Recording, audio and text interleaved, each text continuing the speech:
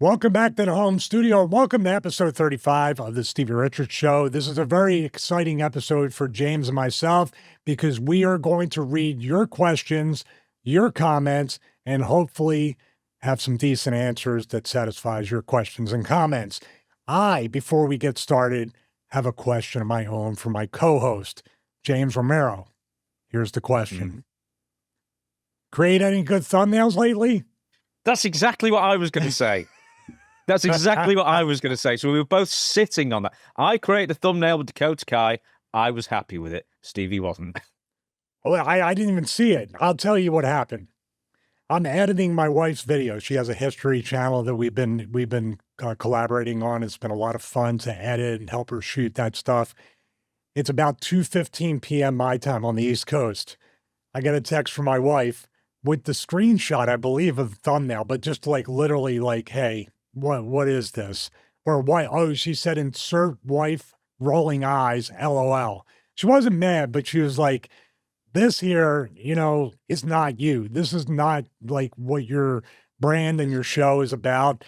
And I said, well, I don't create the thumbnails. And she almost said right away, I know you don't, because my thumbnails usually suck probably.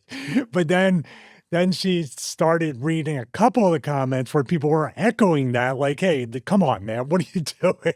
And I was like, okay, well, I can't wait. I already know the opening of episode 35, and James already knew the opening of episode 35. Yeah, we didn't talk about it at all. We take it in stride as a team.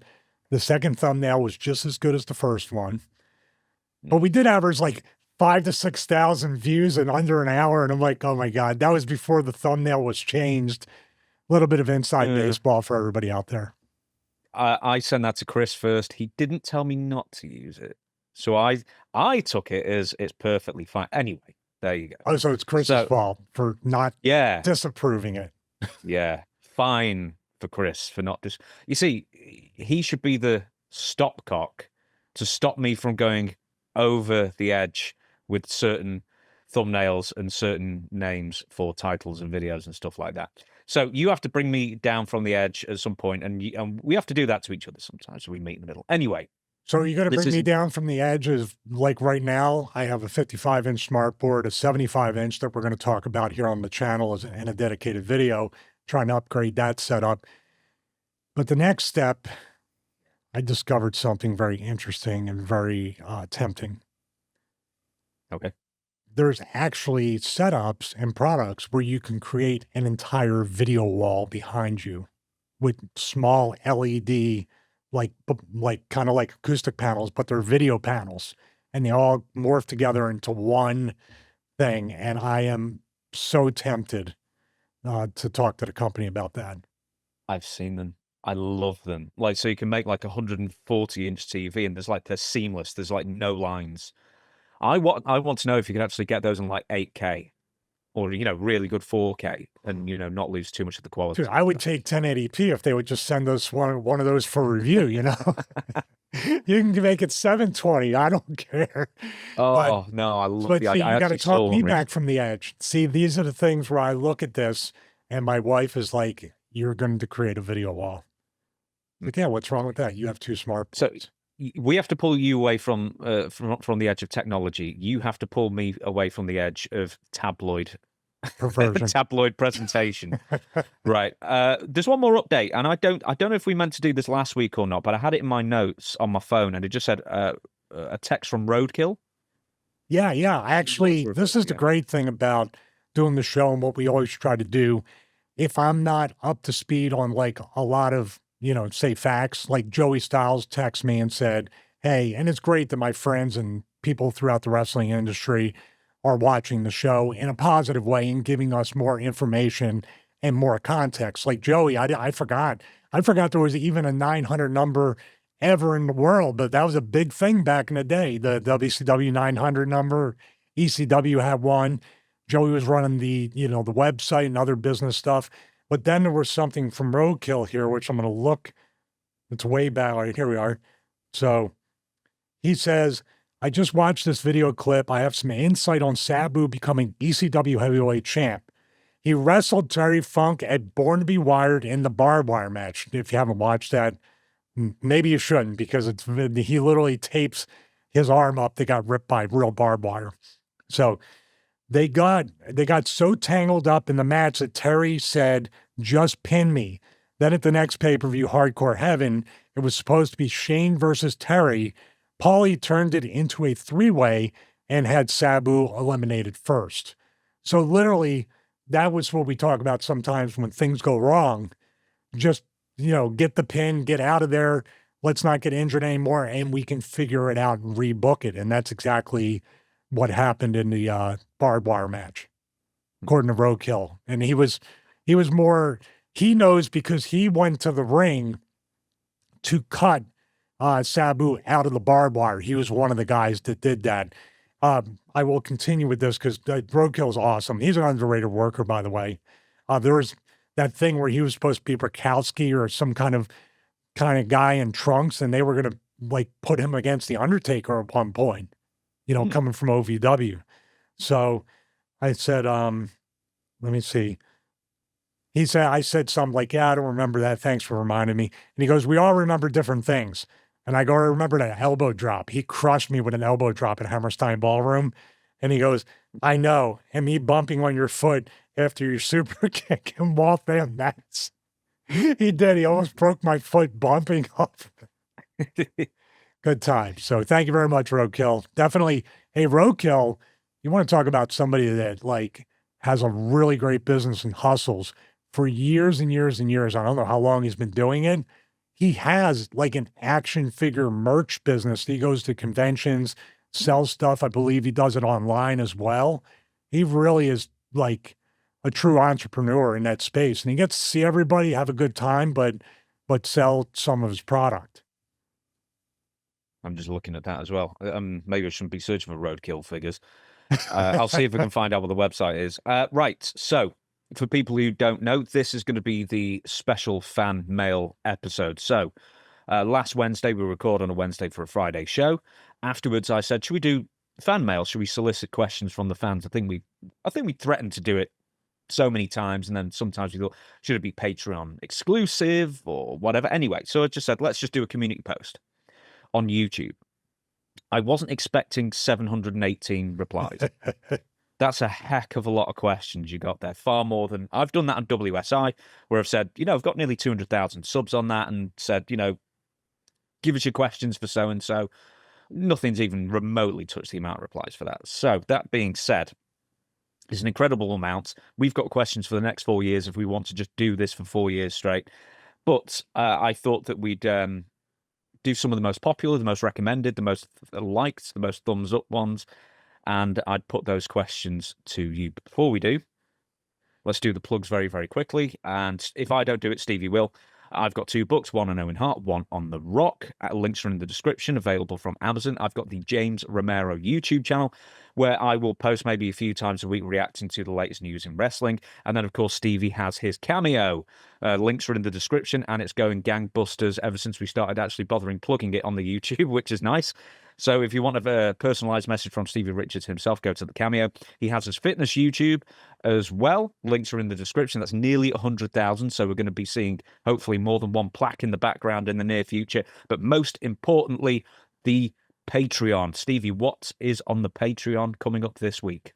Well, first, speaking of questions and Cameo, this Patreon supporter, Steven, who also sent a Cameo request, had an excellent question about when I hit myself in the head with a chair at WrestleMania 19 and then took the Stratusfaction from Trish Stratus. He was asking if it was my idea, and my answers, usually on Cameo, I really try to give very in-depth answers, detailed, and kind of have a conversation with the person who requests. So I know a lot of people do 20, 30, 40-second videos, maybe a minute. I understand it, but mine are a minimum of 3 to 4 minutes on the Cameo, and I shoot it, obviously, with being a nerd, I shoot it in 4K, try to make it as high quality audio and video as possible.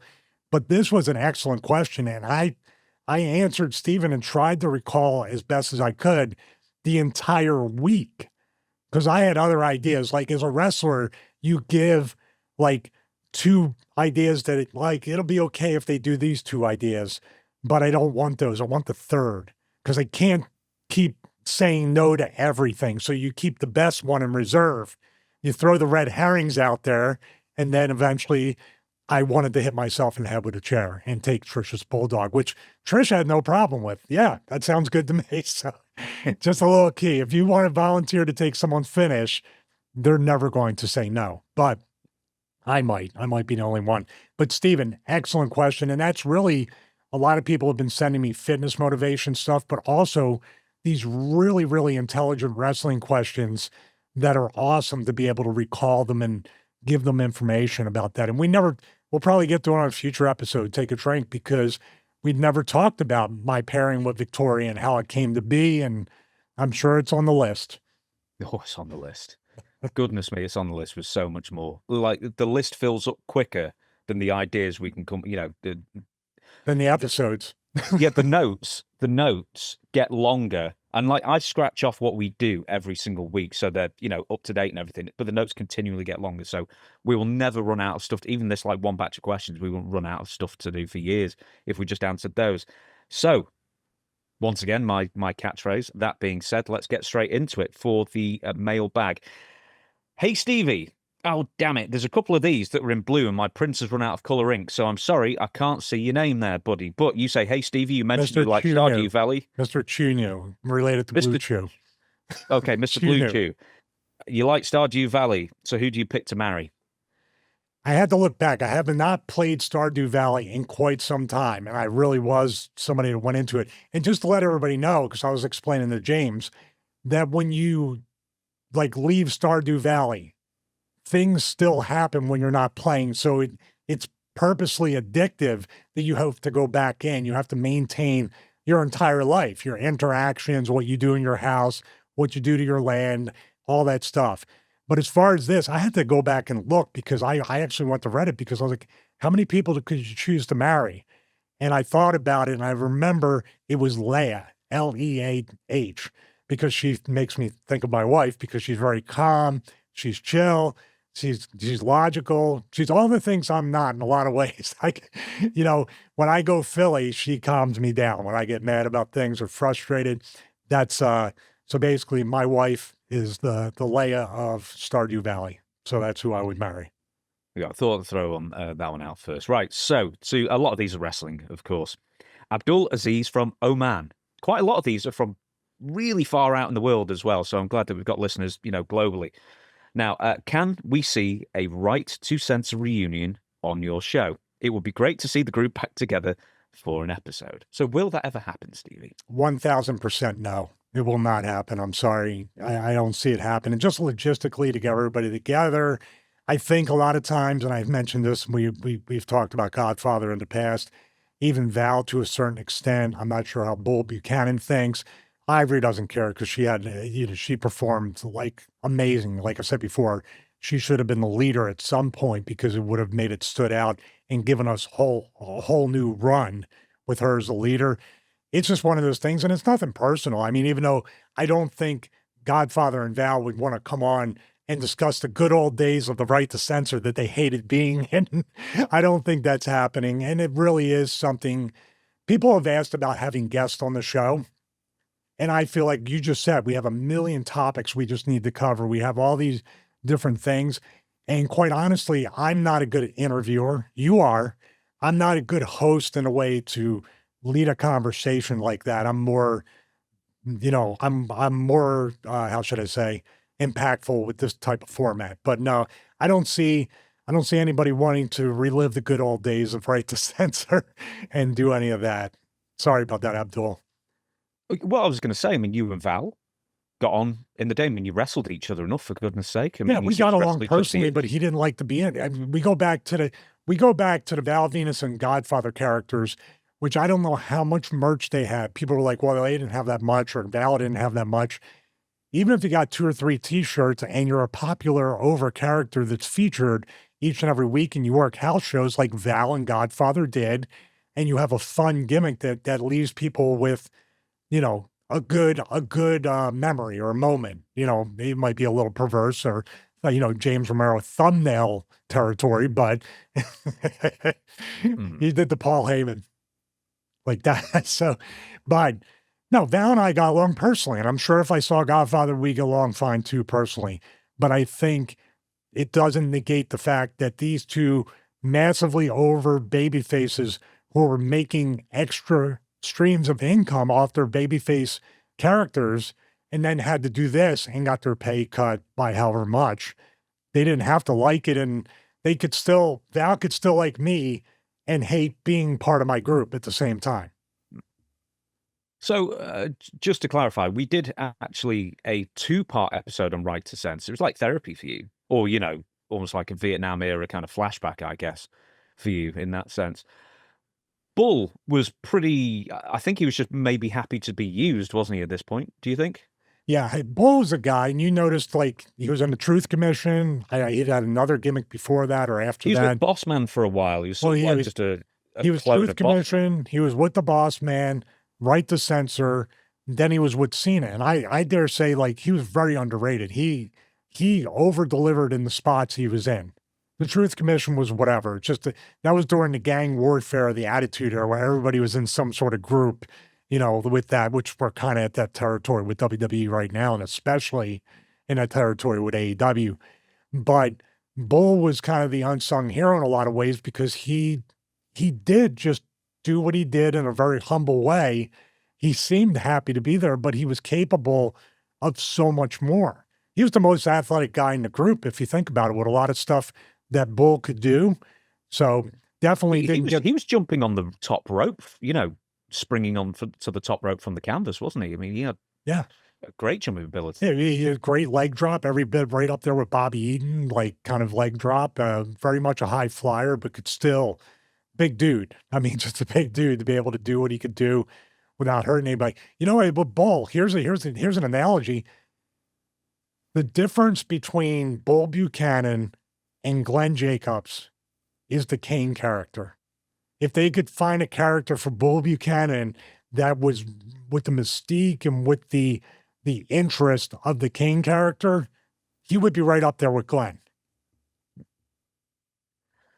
Ivory, let's just get to it. I'm presuming she quite liked the character because, she was featured. I don't know how much of her own personality was in that character. But when she returned to the Royal Rumble in 2022, it wasn't as just generic Ivory from 99 or 2004 or whatever. It was as Ivory from Right to Censor, which I thought was really cool. So that's probably the last time it's ever, the theme music, if you want to call it, will ever be played in WWE. But I mean, I suspect that Ivory would be up for a Right to Censor reunion, even if no one else was. Yeah, I would think so. I mean, but then again, everybody's got their life now and doing what, I mean, am I interested in the reunion? Not at all. I'll be honest with you. Not interested in it. I like our format, what we're doing here. And like I said, it is an indicator, it's indicative of my flaw to be a proper interviewer or host or ask the questions or lay out. That's extremely difficult to do. That's why people like you, Joe Rogan, I put you and Rogan in the same category, because I really do believe you're right up there with letting people talk is the hardest thing to do sometimes when it's your show and when you're trying to direct it. You have to let them do it, and then you kind of can bring it back and form it. That's a talent that's not easy to do. That is something that you learn over how many podcasts and interviews have I done? 400, 500. You just learn it over time. And also, I told you, didn't I? I've got one more follow-up question, but you know why I started doing these interviews, don't you? No, I don't. It's because I was listening to wrestling podcasts, and I heard one that briefly Terry Runnels was doing, and I thought, this is so bad that if she's doing it, and it sounded like she was on a cup and string, and it was just the worst podcast in the world, and I thought, if she's doing it, I've got to be better than this. And that's when I started booking interviews. So basically, it was almost filling a need because everyone else I was hearing was so bad at doing interviews that I thought I could do better than this. And that's why I started. Terry's a very nice lady, by the way. I'm sure she's very nice. I've never spoke to her. That She's podcast very nice. But we have the same attitude too, because I just mentioned it with Cameo. Good enough is not good enough for people like us. We got to do it if I could figure out a way to get 8K through Ecamm Live or upload the 8K on the YouTube channel, we would do it. It would take some extra time. It would be a little bit of a pain to process it and transfer the files, but that's what we want to do. And we're always looking to improve it. So for anybody out there that thinks anybody's catching up to us, this is where I can speak very proudly that you don't know James, myself, and Chris, especially me. Like you said, the obsession with, oh, here comes Stevie again at 3:30 in the morning with an idea. Oh my God. Hey, if nothing else, at least I'm up at that time because it's 8:30 here. One more thing I want to ask you about Right to Censor that I'm not sure I asked you on our two-parter. Were there any other members of RTC that you're aware of that were either being suggested to join the group or that maybe you suggested for the group, apart from the Dudley boys, because they were, for one night only, pretending to join the group, you know, as part of a story? But do you know of any other names that were thrown out there? No, I don't think, I think the Billy Gunn thing, we had the match where we took away Mr. Ass. So there was different ways to do it. We didn't want to get into like NWO territory with having a ton of people, but we did have a lot of people in a short amount of time as it was. And like I just said with Bull, it was hard to get everybody over. And Bull kind of was the one that suffered the most from not standing out as a character. Like you couldn't really say who was, and Bull was the first one with me in the group. So he kind of got pushed to the wayside and didn't, not intentionally, but he was kind of bland. You looked at it, all right, the Godfather is good father. Val is now the ice cream man with the white pants. Ivory's the female, and she's just like a Karen before there was a Karen thing. Then Bull was just, I would have loved if he would have been some sort of enforcer or some sort of person that cleaned up or, you know, the fixer or whatever it was. But it's all hindsight. It was literally over before we knew it. If you think about it, the Right to Censor only had a run that was a little bit more than a year. People think it was so much longer. And then the death knell was, for those 2 or 3 months in true WWE fashion, we start not getting along. I start lashing out at them. We start losing. You know, you already know the beginning of the end right there. And there was nothing. That's why I said, make Ivory the leader. I was just trying to buy us another 6 months of getting paid something, and it didn't work. Ivory was one of the few people that I really wanted to interview. I could never even, I did find a way to get in touch and never heard back, which is such a shame. I would have loved to have interviewed it. I'll give it a shot. I'll see if she'll get back to me. Oh no, I'm good now. I'm done with interviewing for the short term at least. Now, next question. Philip from Germany. Do you have any rituals before a match?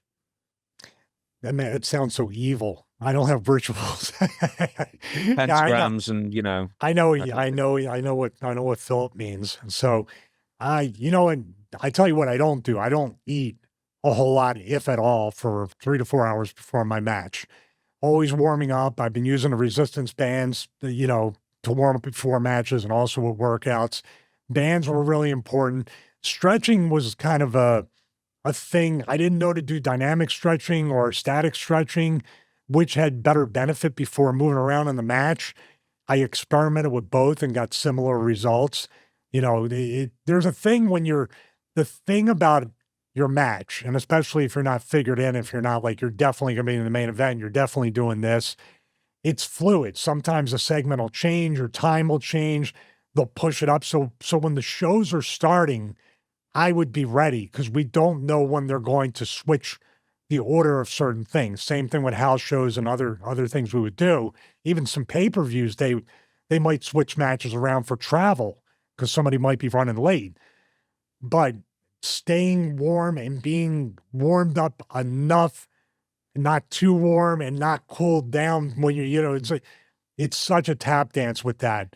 The other thing I would do is try to stay away from people because you got to get into a certain framework. Now, I'm not doing what Goldberg's doing by headbutting soda machines or walls or doors, nor, F it like Ultimate Warrior would do.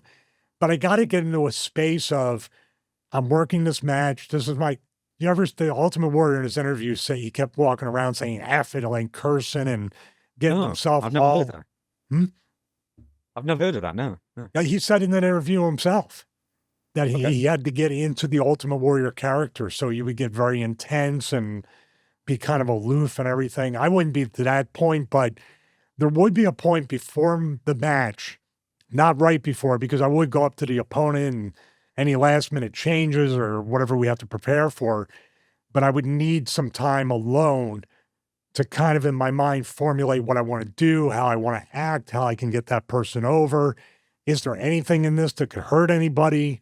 Kind of take a step back away from everybody and everything and look at from a 10,000-foot perspective. Okay, is this match or segment, does it have any holes in it? Because you go around asking people, everybody has an opinion and all that stuff, and you get muddied, and then people want to do this, and they're in a different mindset, or people are not working or just kind of laughing, and you're trying to kind of be serious about that. But the number one thing I would do is stretch and use resistance bands to try to pump up. And I would try to be, like I said before, I would try to be that perfect Goldilocks, like warmed up, which never happened, by the way. It never has either. When I got out there, I warmed up, or I was so cold, or I was so tired from warming up so much. I was like, oh my God, I got to wrestle 18 minutes. This isn't going to be good. So nothing like you had like a lucky rabbit's foot or some jock strap that you always wore or something, like nothing superstitious. No, the other thing too, I think the number one ritual I would try to avoid is putting on my knee pads and my pads too early. Because when you have tight knee pads and elbow pads on, it almost cuts the circulation off, and then you feel like you're not warmed up and you don't have good circulation or blood flow before you go out there. So if there'd be anything, I would keep those knee pads down underneath my knees for as long as possible. And then sometimes I would pull them up right in grill as my music was hitting, because I didn't want to get too stiffened up before the match. But if you're saying like is your meal or a specific drink or whatever, no, it's just, I got to get in, get the hell out, hopefully alive. Next question, Rob from Auckland, New Zealand. If anyone were to ask, what is the quintessential must-see Stevie Richards match, which one would you direct them to watch? The match that highlights your skills the most. Thank you. Oh, wow. I'd probably have to say, depending upon what you want to see, as far as if you just want to see straight up technical stuff and intensity, there's somewhat of a story, maybe a little bit, but not much. I would say my matches with Val from Stevie Night Heat or Sunday Night Heat.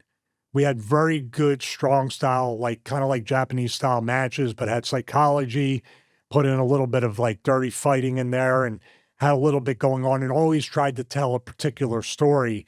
And then when we had Victoria with us, then it would be Val trying to seduce Victoria. That would add another layer to the story. The other thing I would recommend is, and we just watched it on Patreon last week, would be that three-way dance from ECW's first pay-per-view. I feel like that is some of my best, like trying to prove myself. And I literally was thrown in the deep end, and I was able to kind of hold my own with that, stand out, and of course make Terry and Sandman look really good. And that was, a mix between some wrestling, some three-way spots, ladders, hardcore stuff, and then your general, splash with barbed wire. And I go, and collapse. So those would be the two right there. But man, I have a lot of matches that I'm really proud of, but I don't think anyone speaks to this is a Stevie Richards match, because quite frankly, my purpose in wrestling and why it lasted so long in a lot of companies was because I could work everybody else's style, pace, what they do, and kind of morph into that. I put in the notes here that what is your favorite match in ring and what best highlights you as a character or performer. So I don't know if they will yield any different answers. No, I don't think. I think the three-way dance would say that highlights me as my height as a character and a performer along with that. I think the Stevie Night Heat stuff characterizes that character performer as well. More character, the GM of Heat, trying to make the show mean something. I've had incredible matches, especially on Heat, with people like Spike, Tommy, Val, Maven. There's been a lot of people I've had really, really good matches with. But Heat, there's actually a YouTube channel that has like however many hours of the Stevie Night Heat compilation. I would go to their channel and watch and kind of skim through and see what matches you like. And by the way, Rob, please get back to us or comment, or even, just to somehow send us a message to say, this is my favorite Stevie Richards match. Maybe we'll do a watch along of that. That'd be a good idea. I'm going to follow up on that as well. So why was it Val Venus who gave, because I've heard interviews with Val. I've done interviews with Val, in fact, where he's always expressed, man, he sort of wished he was more of a serious wrestler, because I think he took his craft very seriously. He always wanted to do the technical stuff and the hard-hitting stuff. And, if you sort of get past, the character, which is obviously, outlandish and everything, it's a great character as well. But you see a really solid, foundationally solid wrestler there as well, if you're looking for it. So what was it about Val, I guess, that brought out the best in you? We both brought it. It was essentially, it wasn't a real match in the sense where we were hurting each other, but it was a real strong style match where we were hitting hard in safe places, which, by the way, still hurts. But that's what it was. It was literally two guys that were friends. And in wrestling, when you're friends with somebody, you hit them harder. It's a weird dynamic. But being in there with Val kind of loosened me up to not be nervous that, it was kind of like an agreed thing that I'm going to lay it in on you, you lay it in on me. And we just don't hurt each other. We don't, we make money, pal, right here. We don't hit each other in the face, and we're good to go. But it's going to be there. And that's what's sad. And, Val reminded me, and people are going to go, how could you say this? Strip out the character, strip out the Val Venus character and all the adult film star stuff and everything. If you look at the way Val worked, he reminded me a lot of Bret Hart. Just a very solid technical background, very intense. Like Bret says, some of the stuff's going to be there, but it's not like you can't wake up the next day, get out of bed, and you don't feel like you felt like you worked, but you didn't have a rough night. That's Val. And there's a lot of Canadians up there that have that work ethic, Edge, Christian, Jericho. But I think Val, with the style, most resembles Bret. And he's a big fan of Bret. You could see some of the stuff he would do mirrored a lot what Bret did. Was he there with the splash, the money shots? Oh, yeah. Yeah. I mean, nothing like, I would do the Mr. Perfect and kind of come up off the mat a little bit to try to absorb it. But in the end, too, it's like, you see that Val never hit you with the elbows, never overshot you and hit you with the knees. It was a chest on chest or chest, stomach on chest. It was a basic, like, stiff splash. Eddie Guerrero did the frog splash, same thing. It was there, but he wasn't jamming his elbows into your ribs or overshooting and giving you a double knee drop. So now at 53 and Val's in his 50s too, we could probably do that match, but you couldn't ask us to come back the next week and do it again like before. Because you were talking about merchandise before, and Val's probably losing out on some merch, or he wasn't losing out on the t-shirts because he had a t-shirt outright that basically said, it's just written in jizz that says, "I am cocked," and then on the back it was like locked and ready to unload, and it's like, no one's buying that, buddy. And he tried, he wore it out in public as well, but man, they gave him some of the worst merch. I mean, it's almost like, the China. Do you remember that t-shirt? Oh, yeah, man. God. We need, this is already in the notes, by the way, that we need to have the worst merchandise ever for you to react. I've got tons of them for you. But I used to wear tests. I wore test t-shirt. I love my testicles at the finals of the video game tournament, the first WrestleMania challenge against Shelton Benjamin. Did anyone get the reference at all? Please say they did. No, they didn't. No, these were regular people. Oh, because aha. Aha. Somebody actually asked on Patreon about that, what my wife's fascination with the aha is. I go, it's just ridiculous. That's all you need to know. That's all you need to know. Next question, Skip James. By the way, thank you everyone for putting your names and where you're from as well, because I'm always interested where people are from when they're writing in. Biggest fan, when did you fall in love with wrestling, both as a fan and as a performer? And the natural follow-up, I'll ask this again in a minute, the natural follow-up, when, if at all, did you fall out of love with wrestling? So, when did you fall in love with wrestling? I remember the exact moment in Philadelphia as a young man. And by the way, I'll give you a little bit of context, preface it with this. I remember my older brother, whose real name is Steven, by the way. My older brother loved, oh, by the way, Italians do this. I'm Michael Steven. My brother is Steven Michael. That's an Italian thing. So basically, I used to like on the verge of almost crying. My brother would watch the Murder Hour that you love so much, Wrestling Challenge, where the guys would just come Love it. out and kill the locals. It was on 11 a.m. on, I think it was on channel 48 or 29, local channel in Philadelphia at 11 a.m. But also, Spider Man and Friends was on at 11 a.m. And that's what I wanted to watch. I didn't like wrestling at all. My brother loved wrestling. So when he would like kind of bully me into not letting me watch Spider Man and Friends, he would watch that and I would kind of watch it, but I would be pouting because I wasn't watching my show.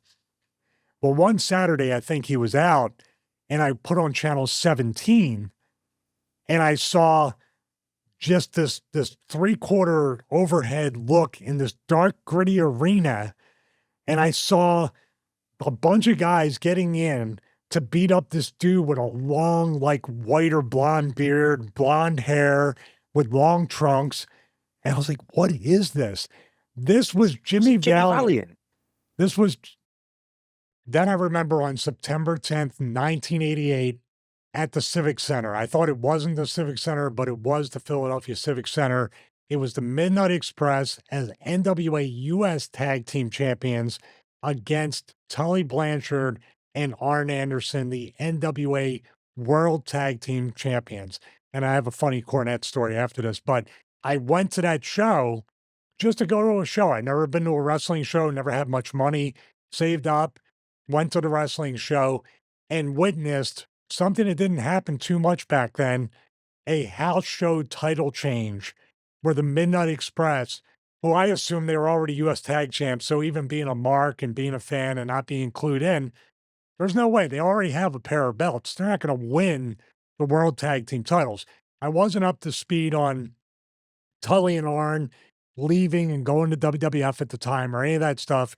I just thought I'm going to see them defend the titles, and they lost the titles to the Midnight Express, who became dual champions. I mean, it was really a big deal back in 1988 to see something like that on a house show happen, much less somebody already being tag champs winning another set of tag team championships. So I remember that was the night I walked home from the Philadelphia Civic Center and said, this is what I want to do with the rest of my life. And I remember telling that story to Cornette, and he grabbed me by the shoulders and shook me and said, don't blame that on me. Ah, dearie me. So it really turned your head that much then, just this one match? The first time we go live? This was an amazing match to be able to see, maybe because it was the first live event I ever attended, and maybe the last one for a long time because money was tight and I was about to be a lot more broke and a lot more homeless when I decided I wanted to be a professional wrestler. I was going to pay my dues whether I liked it or not. And that was it for me. That was it. And from September 10th, 1988 until somewhere in 1991, it was my obsession that I had to find a wrestling school. I had to learn how to wrestle and I had to see if I can do this. Did I think I could? Did I have belief at the time? No, but just like Rocky, if I can at least get involved and try to go the distance to some point, then I would make it. And little did I know 30 some years later, I would actually have a career. Who was your guy then? Was it Bobby Eaton or was it Stan Lane? Oh, Bobby Eaton, 100%. Bobby never talked, but Bobby could work and Bobby could do things that his body type, looking at him, he couldn't be able to do. And back then, Bobby Eaton did stand out as a high flyer because there wasn't many here stateside to kind of identify with. His body, he didn't look like an athlete, but he could do more athletic stuff than most people. So this is unfair, but did you prefer Stan Lane or Dennis Condrey versions of Midnight Express? That's really tough. Cornette stood out, I should say, so much in both versions. The only thing that made them stand out a little bit differently was I liked that Stan Lane would have introduced Cornette and had that radio DJ voice. That was really a nice spin, a nice touch. I had no idea, like, even why they switched from Condrey to Stan Lane even. That was something as a fan I'm sure there was backstage stuff, contract stuff, money, whatever it might be in hindsight. But at the time, it was just like, oh, this is a new version. I didn't know. I knew of the Freebirds too. So I was like, are they going to bring the other guy back and do like the Freebirds where a combination of three of them or two out of the three could defend the tag belts? That's what I was most interested in. The reason why Dennis Condrey left has never been revealed publicly. But Oh, there was really? there was something really personal going on, and he just had to go. Like, he just went. So Oh, so it was very sudden, like 1 week Dennis Condrey, the next week Stan Lane. yeah, basically, thing. yeah. It was really, really something serious enough where he had to just get off the road and just go. And then I think, didn't Dennis Condrey come back briefly in like 1989 or 1990 with? Yeah, he came back with Randy Rose? with Paul Heyman. He did, Randy Rose and him was the original Midnight Express with Paul Heyman. There we go then. Right, so the follow-up of the question was, when, if at all, did you fall out of love with pro wrestling? I mean, is it sort of like with wrestling, once you become a wrestler and you know the inside machinations, that you can never appreciate wrestling the same way? Well, I think this show allows me to kind of fall back in love with the art of professional wrestling. I think what we're doing here over the past 35 episodes, we've had our ups and downs. There's things I don't like. There's things that are not my flavor. There's things that obviously go wrong, and we talk about it. But this has made me fall in love with the art of the business again and pay closer attention and really like film study and doing things like that. And the production obviously is something as a tech nerd, I appreciate bringing a different presentation to the wrestling podcast slash show universe. But there's been many times I've fallen out of love in the business because the business, by the way, when people say, do you love the business? You really should say no, because the business never loves you back. It's kind of a tit for tat type of thing. But you want to love the business because it's the only way when you go into this, you have to stay passionate and in a way fool yourself into staying in love with the business. Because if you don't have that amount of dedication, love, and passion for it, you're going to give up. You're going to wash out because they give you 1,000 different reasons every day to quit and walk away. And you have to be spiteful not only to the people that are your detractors, not only the people that say you can't do it, and not only the people that might be right in some ways that you don't have all the tools to make it. You have to mind F yourself into believing that you can make it each and every day, even though every bit of logic tells you this is a waste of time. So that's what I mean by your logic takes over sometimes and you fall out of love with the business. Then your heart takes over and you fall back in love with it. And obviously when you're doing stuff and you're doing cool things and you're featured and you're making money and you're winning championships and you get to cut promos and then you get a little bit of creative control when you're a veteran. Oh man, that's like the sweet spot there. And that's kind of why when I wasn't in love with the business and it wasn't working out for me and I was relegated to what they call the secondary show, I made myself love the business again by creating Stevie Night Heat. It was always a way to become creatively fulfilled when I was creatively devoid of any kind of control because of the office. In other words, it's not what happens to you, it's how you react. And 50% of the time, I react really like any other wrestler and make a situation even worse. Then I would take the perspective of they're going to hand me chicken, you know what? I'm going to make something out of it. Next question. Jimmy from Jacksonville, Florida. With the announcement of Michelle McCool going into the Hall of Fame, the WWE Hall of Fame, there has been internet chatter about other girls that deserve to go in also, notably Victoria. So curious, if Victoria were ever to go into the Hall of Fame, would you like to be the one to induct her? And as a bonus, if you were ever to go into the Hall of Fame, who would you like to induct you? Okay, so we've never talked... I know for people out there must be really surprised. This is the first time we've ever brought Victoria up in one of these shows. She will have a full dedicated episode to her, but I've heard you talk before about just how good Victoria was and why she does deserve a WWE Hall of Fame nomination. Yeah, she definitely does. Now, I don't think any of these things, Jimmy from Jacksonville, not too far from me, um, Jimmy, none of these things are going to happen. Number one, my thought is they are not going to induct more than one female into the Hall of Fame this year. I wish it would be Victoria with Michelle McCool, but it seems like they take a category and there's somebody that's focused on that category. So it's kind of like the Warrior Award. They put one person in, correct, with Yeah. the Warrior Award as Yeah, well. it's box ticking, basically. They think one woman, one minority of some sort, and then the rest that they actually want to put in. And one posthumous kind of one sometimes they throw in there as well. So with Victoria, she 100,000% deserves to be in the Hall of Fame. And I think it really would help her because she's on I think she still does the conventions, the autograph circuit, all that stuff. A Hall of Fame induction will help her make more money, get more bookings, and she deserves that. She was a special talent. She still is. I think if she went into the Royal Rumble today, much like during the COVID era, it's still Victoria. She still looks like she did when she worked. And I think she still works once in a while. I don't think she's fully retired. I could be wrong on that.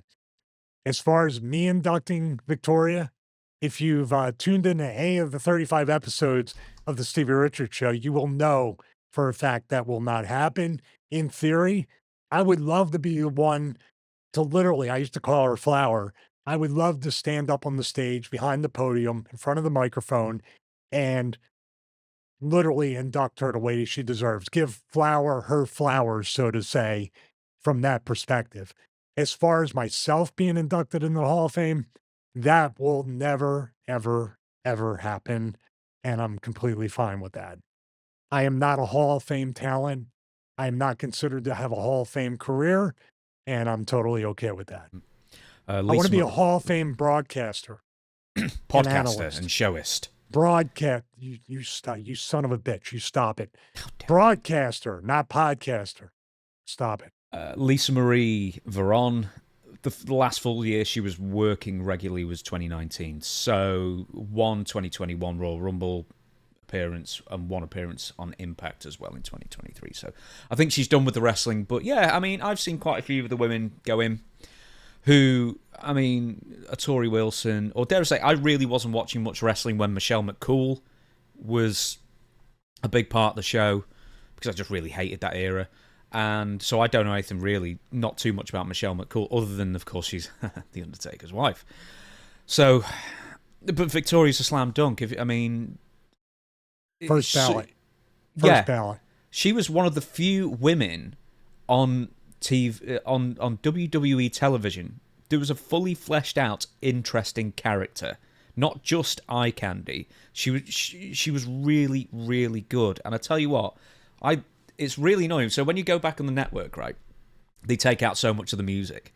And I loved the presentation when she had Tattoo as the theme music as well. And you know, I don't think she was as good as in Impact, but she was still good in Impact. But I really loved that early 2000s run she had with you. That was the best run she ever had in the business, I think. Oh, I appreciate that. It was an honor to be a part of that act with her and juxtapose usually the female valet and the male dominant wrestler. It was flipped upside down with me being the submissive valet and her being the dominant wrestler. And then for Stevie Night Heat, we switched roles back and kind of had a 50-50 type of thing. Here's an interesting question. And it's a real question for anybody out there, because I don't know the answer to this.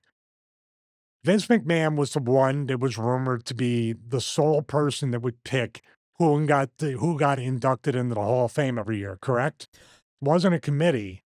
It was basically Vince that would, I mean, you could suggest it to him, but it was Vince's call who went in, correct? Absolutely, yeah. Okay. Well, Triple H is now in charge pretty much of everything. And Triple H was surprised by the Hall of Fame induction, which hinted at the fact of either he's just playing coy, or there was another person that he put in charge of the Hall of Fame inductions. My guess is that there is a committee now, and they probably, I mean, it could have all just been fake and Triple H knew the entire time, but I mean, there could always be a committee who basically voted for him without his say-so, and then announced it publicly so he couldn't say no. Because I mean, if you genuinely are surprised like that, and then you're in in the middle of a room full of people being recorded, are you going to say, nope, not for me? I mean, you sort of have to accept the induction, I guess, or the nomination in that situation. Yeah, I mean, the Michelle McCool thing too was on ESPN, and both of them, you knew something was going to happen that way. That bring her on ESPN, that would have some kind of PR spin to it. But that's my.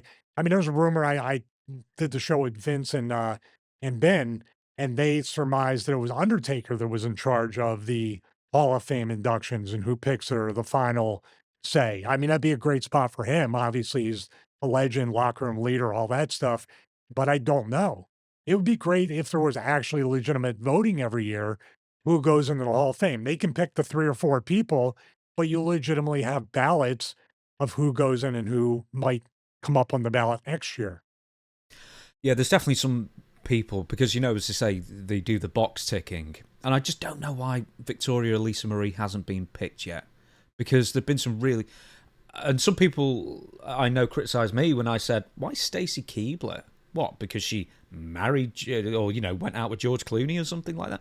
In wrestling, she was only eye candy, and great eye candy. But she never really did anything. And same with Tori Wilson, apart from that thing with Al Wilson, where Dawn Marie sexed her dad to death or something, which was brilliant, by the way. But neither of them were very good wrestlers, and neither, they were just pin-up calendar girls, basically, where Victoria had so much more about her. And she really wanted to get in the wrestling business as well. I mean, she was keen to, she didn't take care how many bumps. She had to take her all the training and stuff like that. What I'm saying is she got into it the right way, I think. Well, her first bump was pretty much on TV, The Godfather putting her through the table. She was one of the hosts. So I don't know if she was trained then. She was a former bodybuilder. I don't know if she was going to school or she went to school after that bump. I don't know what the timeline is on that. I think she went up to Jim Ross and just say, I really want to do this. Give me some advice. And he actually said, here's OVW, or wherever she went. Or Heartland, yeah. I guess. I don't know where it was, but it probably was OVW. Yeah, she was mostly OVW. I remember that. So, next question then. I can't see this guy's name because, once again, my printer didn't print out the blue. Team Forward. Thank you.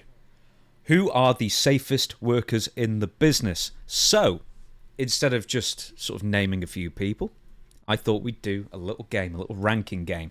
And unlike any other time we've done these rankings of A, B, C, D, I've actually defined what A, B, C, and D are. I'm going to give you some names. And to be honest, we could do this 10 times over with the amount of people you've worked with. Anyway, so from A is the safest, and here's how I've defined it. Never caught you, or as far as you know, anyone with anything, not even like an errant punch, just like you don't even feel it. B might be stiff or caught you with the occasional shot, but in safe places, that kind of thing, but you wouldn't get hurt, long term especially. C might put you down wrong, they might smack you in the face, throw hard strikes, land on you, and you'd absolutely feel it. You'd know you've been in a match. And occasionally could be careless, occasionally could be dangerous. Or D, there was a genuine chance of you getting hurt or injured. Those are the definitions of A, B, C, and D. And I've got a bunch of names for you, so I thought I'd give you an easy one for the start. Al Snow, why is he a D? Why is he a D? I'm joking. Well, you could say that a couple of ways, I guess, but Al Snow. No, I think Al, see, Al's a legitimate kind of shooter in a way, too. He trained Dan Severn for UFC. He has a good foundation for, real mat wrestling and stuff like that. He did Tough Man contests, I don't think people realize as well, yeah. Yes, he was. I would say, with that being said, see, I want to say A, but Al would hook you with a clothesline and hit you with shots and do whatever, but it was always things that were there, but in very safe places. So I would say, he's a B, maybe stiffer, call you with an occasional shot, but it would never hurt. It just means like he would hit you pretty stiff with a clothesline, a forearm. He would drive you with a slam, but these are things in certain parts of the match where you got to turn up the intensity. So I would only put him a B because it would be like, wow, that clothesline was there, but I took a bump, didn't hit the back of my head, didn't get knocked out type thing. So I'd put a B on that. Are you happy with these definitions, or shall I rejig them slightly? No, I'm very happy, because if stiff just means you got caught with a heavy clothesline, a heavy move, something that knocked the wind out of you or something like that, There is a name on this list. I'll just put the spoiler out here right now that I worked that I would only put this guy maybe in the absolute A category. Really? The absolute A category. This might be the only guy that like I was like, oh my God, this is the lightest worker I've been in the ring with, even on the lockup or anything. You're gonna guess. No, I'm not going to. I want you to save it for me. Okay, then. Well, there's got to be some A's and B's and C's and D's, I guess. So, I mean, you know, the absolute A's. You've got to put a few in A, I guess. So maybe just lighten up on the definitions that I came up with a tiny bit, just to suit the thing. All right, let's put Al back in the A then. Okay, then. Al never heard me. Al's an A. So next on this list, and I don't think too many people will. Oh, some people will, especially in the day, I suppose. You had quite a few singles matches with Scott Steiner. Mm-hmm. Were they singles matches or were they basically crash test dummy matches? Because Scott was featured. It was usually with Victoria, and then we would be in the ring. The first time I wrestled him, we refused to leave the ring, and the music hit. Here he comes, and there was a couple other things where Victoria faced off with him. I tried to hit him from behind, and then we had some tag matches too, where it was Test and myself versus Scott Steiner, and I don't know who he took up with, but there was a couple tag matches too. There was also a six. I teamed up with Test. I teamed up against Test in a 6-man where I think it was Kevin Nash, Steiner, and somebody. I remember Nash finished me with the boot and a power bomb, but it was myself and Test teaming up and Victoria. So it was I think Trish Stratus was the other person on the babyface team. That was a fun 6-man tag. There was a couple tag matches, and then there was singles matches with Scott. Scott, you look at Scott, he's a brick house. He's basically like, he's a hell of a worker. He's there, but obviously with an amateur background, being a tough guy, there's stuff that's there. So I might put him maybe in the C category because there'll be some stuff because he's so strong that you could potentially be put down wrong or take a bump. Like even that flatliner, he's so big and he's so strong. One time on a flatliner in San Diego, I didn't hit my head on the mat or anything, but he had me so tight and he's so strong when he came back with me, it jolted me and gave me rung my bell pretty good. But not because he did something, because it was just, look at him. He's just a big dude full of muscle. And sometimes you're just going to be, he's going to get a good hold of you and you're going to get your wind knocked out or you're going to get your bell rung. So I'd put him in a C. Next is Heidenreich. You know why I put this in it. D, absolute D. There's a genuine chance as far as an absolute chance that 100% of the time I got hurt when I wrestled Heidenreich, whether it be the electric chair spot, we can do a walk on on that, just dropping me on my shoulder. Then I remember in New Orleans, which by the way, that's going to be where WrestleMania is the year after this one. There's a house show in New Orleans. And this is after the 2 times. And then Dreamer coming back goes, Wacko, they're trying to kill you. So they just kept putting me in the ring with Heidenreich. So we had a house show. And I remember I was standing there in whatever the loading dock area or something. And I remember, oh my God, I got Heidenreich tonight. And I remember John standing there and he's hitting himself in the head, walking back and forth. And he's saying, I can't hurt Stevie tonight. I can't hurt Stevie tonight. I can't hurt Stevie tonight. I was like, so you have to psych yourself up to not hurt me? I'm even more scared now. He didn't hurt me, but the match was relatively short. We didn't do much, and he didn't bump me much. And he still went over, but I got him with the kick. And as a matter of fact, he said, I'm going to eat the kick. And I go, please don't. I don't want to hurt you. And he ate the kick to the point where he ran into the kick, and I thought he broke my leg. So he jammed me on the kick. I was trying to throw the kick, and he just like a bullet train right into it. And I remember I was like, oh my God, did I just blow my knee out after all this? So yeah, he's a D. Nice guy. Raven. Now, I've seen bits of Raven, maybe not in matches, but in WCW where he's absolutely smacked you on as well. So I thought, well, yeah. So that's a tough one because I'm sure you wrestled him or interacted with him quite a lot physically over the years, more than people would know. Yeah, I would say if it came to a match, I would put him in a B, but then there was segments where he would slap me or he would rough me up or do whatever that could put it in a C, but they were warranted for the characters we were and what we did. He's a B. Like there's stuff like a knee lift might catch you near your jaw or something, or the clothesline, like he'd whip you into the corner, face first, come out with the clothesline, and that's kind of there and high, but nothing you ever get hurt from. He was an amazing worker. Kurt Angle. Hmm. Kurt Angle, I think, is a B as well. He had some punches that were rubber mallets, but like right up here. So he didn't walk around psyching himself up to say, I can't hurt Stevie tonight. That's solely Heidenreich, but I would put him at a B. I mean, for Kurt to be somewhat stiff and there and snug with his Olympic wrestling background, that to me, that's light. I mean, the B for anybody else puts Kurt in an A because he's got to dial it back like 99% to make it work. Next one is Gene Snitsky. I saw an interview with him recently, and man, he's got the big beard, the huge beard going on now, but he's still working out there. Oh yeah, I mean, there was a time where I was looking to buy a Jeep Wrangler, and he's a big Jeep enthusiast. I was following him on social media. He's always talking about his Jeep and stuff. And he also has a great basement gym. I haven't been on social media a long time, but when I did look at that, he had good setup and the beard, of course.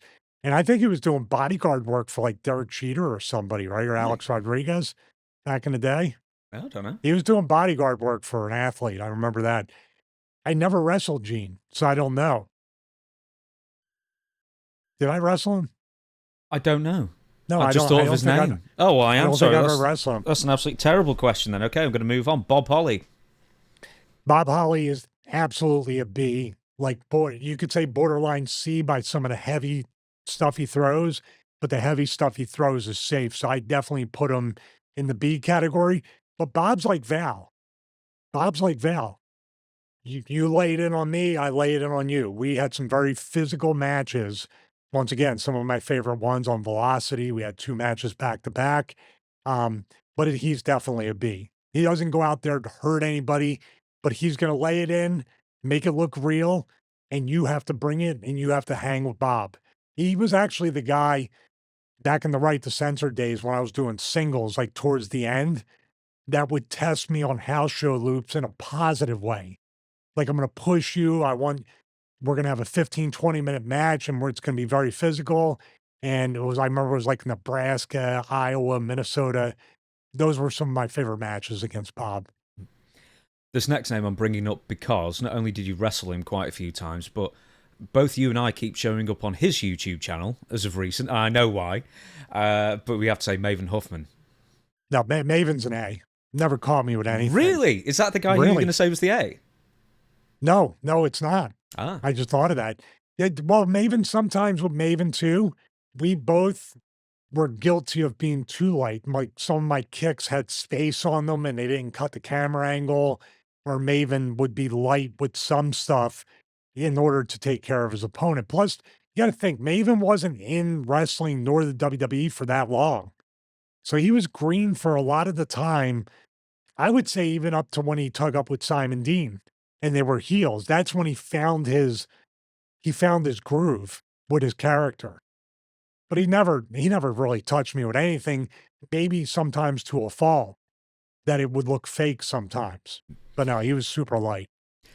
Kevin Nash. For people who don't know, you worked with Kevin Nash in a singles match, in fact, as Dr. Stevie in TNA. We worked multiple times in WWE and in TNA. I would put Kevin, the only thing I would say to put him in the B is stuff I would take myself. I would eat the boot because I would bump underneath it. Snake eyes, I would try to sometimes reach for the post or something, do like the Billy Gunn on that. Oh, that's not fair. Then you've got to call him an A if it was nothing he did. I have to call him an A. So we're going to have more A's than I thought. Yeah, he's a worker as far as like somebody you want to work night in and night out. Luna Vachon, who you wrestled in a one-on-one match in ECW. T. When I ran, I was running. It was a shoot. She'd scratch me with those metal nail things she had and put scars on my back. Her punches were there. But you have to think about, where did Luna come from?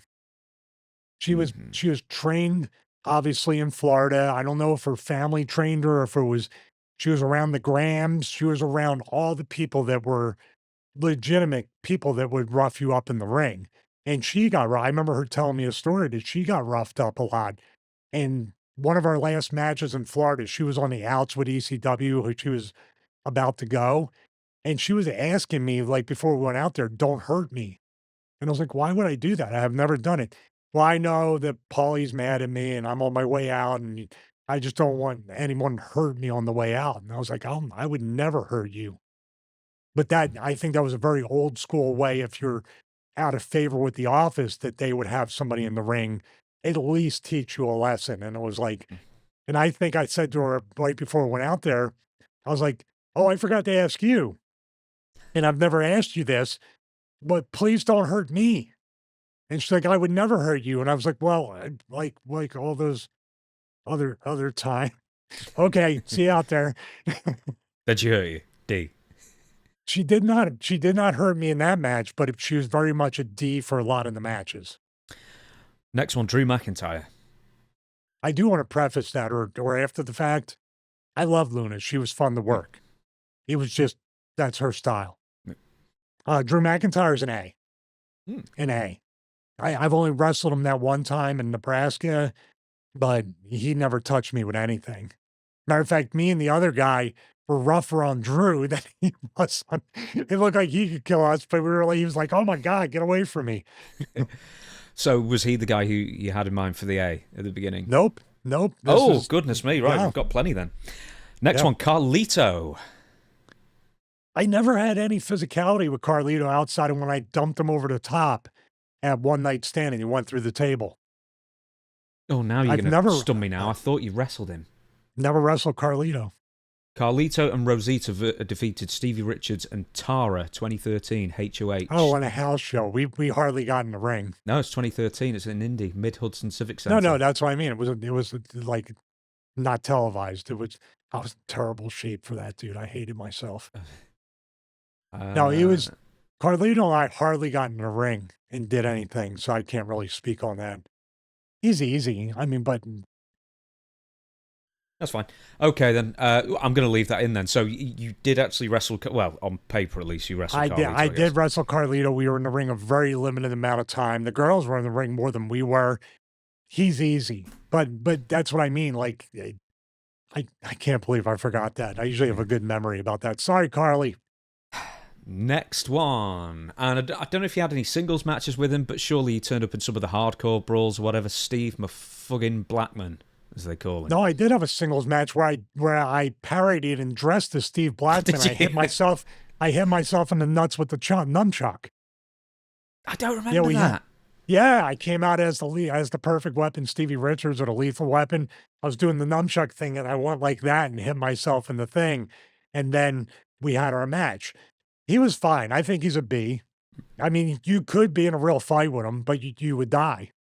It'd be over. It'd be the shortest match ever. So it's a B. And I put him in the Kurt Angle category because he has such a legitimate fighting background. He has to dial it back so much that if he caught you a little bit with a shot or a kick, it's still not full strength because once again, you would die. Literally. Not an exaggeration.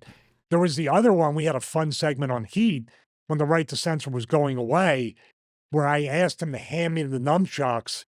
He handed me the nunchucks finally. I turned around.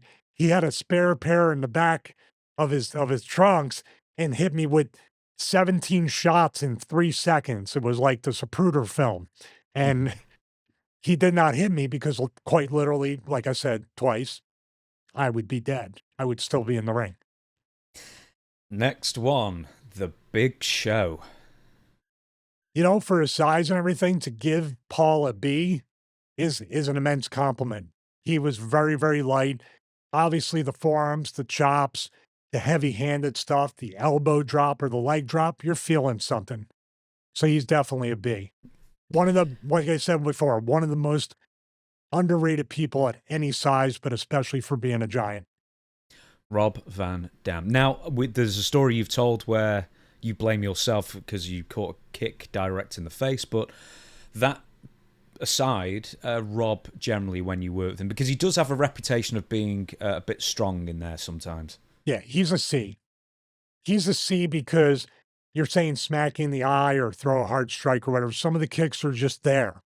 Some of the kicks will catch you under the chin. Some will catch you on the cheek.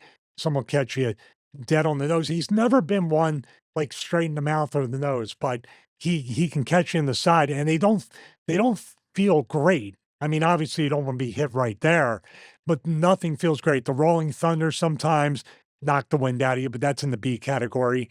Um, it's mostly those kicks.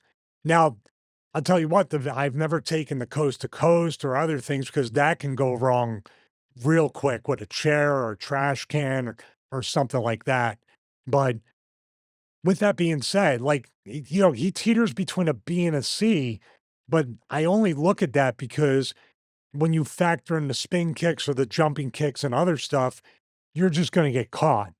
And it will knock you silly a little bit and make you feel like possibly, because once again, Rob's one of those guys in a real fight. I'm not going to 8 minutes with Rob, not going to 8 seconds with him, but I would probably say a C. And why here I'm thinking once again, I'm having flashbacks to Maven talking about Rob, and then Rob for some reason telling the Nair story, which I even forgot, to the point where he had nightmares about the Nair story, where we were trying to get him to use Nair. Yeah, that was nearly a 30-minute rebuttal to a story that Maven told me on WSI. He was then Maven then watched. So as I say, it was like Inception. Next one, the Dudley Boys, Devon and Bubba Ray. Obviously, you've got to rate them separately. I'd rate Devon a B, and I'd rate Bubba a C. Because Bubba can be very, very heavy-handed with a lot of things. But once again, I had a match with Bubba on Raw where we both brought it. And it was one of my favorite matches to be a part of and sometimes watch back. Devon, for some reason, Devon seemed to be lighter, not any less intense, but just what Devon's offense was tended to be lighter than Bubba's.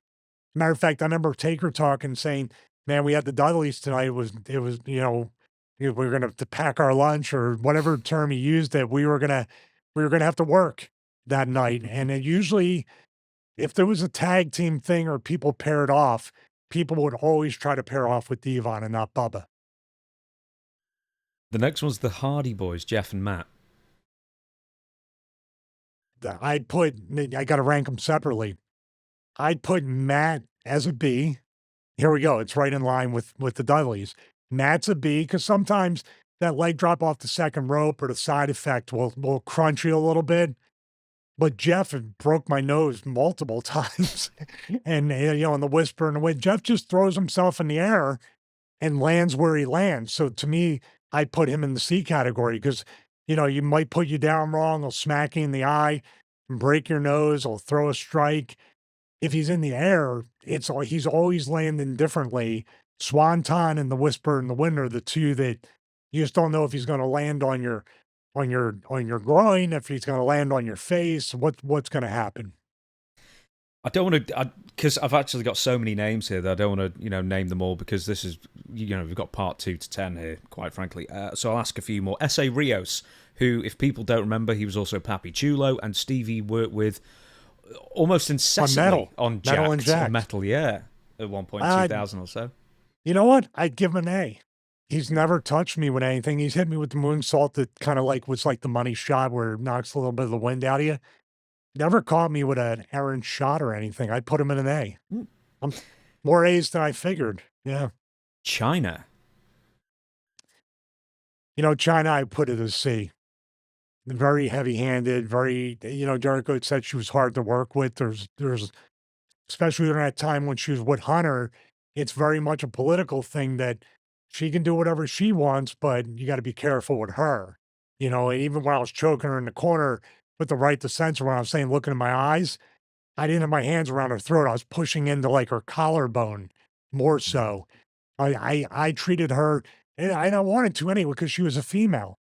and she was over, and I wanted to protect her because there was money behind her and money in her. I did not want to hurt her. I didn't want to hurt anybody, but you just want to make sure you don't bring any more heat on yourself. But Mhm. some of her stuff, clothesline wise, kicks and the flippers, she'd catch you with a lot of that stuff. She was very green. People don't realize that she was during the wrestling phase, especially when she was a baby face and the Eddie Guerreros, she was still very green as a worker, and she didn't work. She just laid stuff in, and, you were in that trap that she was a woman. So you're gonna complain about a woman stiffing you? Mhm. No. But if you stiff her, it's a very weird thin line. And I Big miss her. Rest in peace, because I did just a side note. yeah. I wish, and I said this during, I think, our interview about China or one of the episodes, I really wish I got a chance to know her as Joni, because Vince Russo had always talked about how she was a great person and she was really nice to be around. And I had seen her at a couple conventions. We said hello to each other. She seemed very happy, but we never kind of got perspective on why things were so awkward during that time. But she was going through so much personal stuff. I didn't know about that. And it translated into our work against each other. Big Daddy V, Viscera Mabel, any name you want to give him. This is very interesting because he had the reputation as Mabel for hurting people. That's when Undertaker had to wear that mask. Yeah, but it was more than him. There was Kevin Nash. There was the Mhm. Samoans. He seemed to. Yep. Henry Godwin said he got hurt by Viscera. Everyone was complaining, and then eventually, by the end of '95, he was released. He comes back for like the Royal Rumble '96 for like one night only, maybe, or very short term. Then he's gone for years. He's on Memphis, and then when he comes back in '99, I'm taking your story over. I'm sorry. All of a sudden, his reputation completely changed. That he was actually really safe to work with. He was one of the lightest guys to be in the ring with. He would give the Samoan drop, the leg drop, the belly to belly. He had a complete turnaround with his reputation in the locker room, like you said. There was people, whenever I saw him, I was like, "Oh, this is gonna be fun." Like, 'cause you gotta worry about the ring bell biting you in the back of the head because he's so heavy, but no, man, and I remember the first time, I remembered the reputation, and I was scared, and I think he had said to me, he goes, he goes "Trust me, I'm gonna take care of you out there. It's, he said something to the effect of, it's all different now, and now I'm gonna take care of you. Don't worry. I will not hurt you." And on a personal level, he was always a really cool guy, really laid back, came off very nice, just especially with the reputation and the history and getting released and then coming back for another opportunity. I could sense that he appreciated that and he didn't want to waste the opportunity. And then beat Big Daddy V in ECW. My God, dude, that was some good stuff. ECW, he was put on a show that didn't do his character justice to be this big guy in just like a singlet. Just, you know what I mean? He stood out. He was Mm. definitely a monster. Rating. Who's that? Rating. You didn't rate him. You didn't give him a letter, a grade. Oh, believe it or not, I would give him an A. Hmm. Yeah, and we're still not to the person that I Really? said. Damn, We're I really not. want to know who it is now. I've got to keep going through. The Sandman. Oh, the Sandman? Oh my God. I would just say a C because he never really hurt me outside of the cane shots, like actual moves and him doing things. He's a C because it's always putting me down wrong, smacking me in the eye, throwing hard strikes, land on you. You'd feel on it. You felt like yeah, he's everything. Like there should be a picture of Sandman on here next to C because it's everything. Next one is Rocky Romero. Yeah, I worked him in Lucha Libre USA. See, I remember that. And I actually almost hurt Rocky with some move in the corner. Like there was something with a power bomb or something that I dropped him wrong, and I felt really, really bad about it. But Rocky is a B because he does that New Japan Strong style. There are things are going to be live rounds here and there, but it was nothing that hurt me. So he's a B. Sabu. Yeah, this is tough. He's never hurt me, but there's been not a maybe stiff. Sabu is famous for this. He'd always throw 3 punches. You already know where I'm going. It'd be 1, 2, sorry. Every time. 1, 2, sorry. And before he even hits you, the sorry would come out. So I would put him at a B. So, because his flying stuff too, man. See, there's certain types, we should break it down one day on a future episode.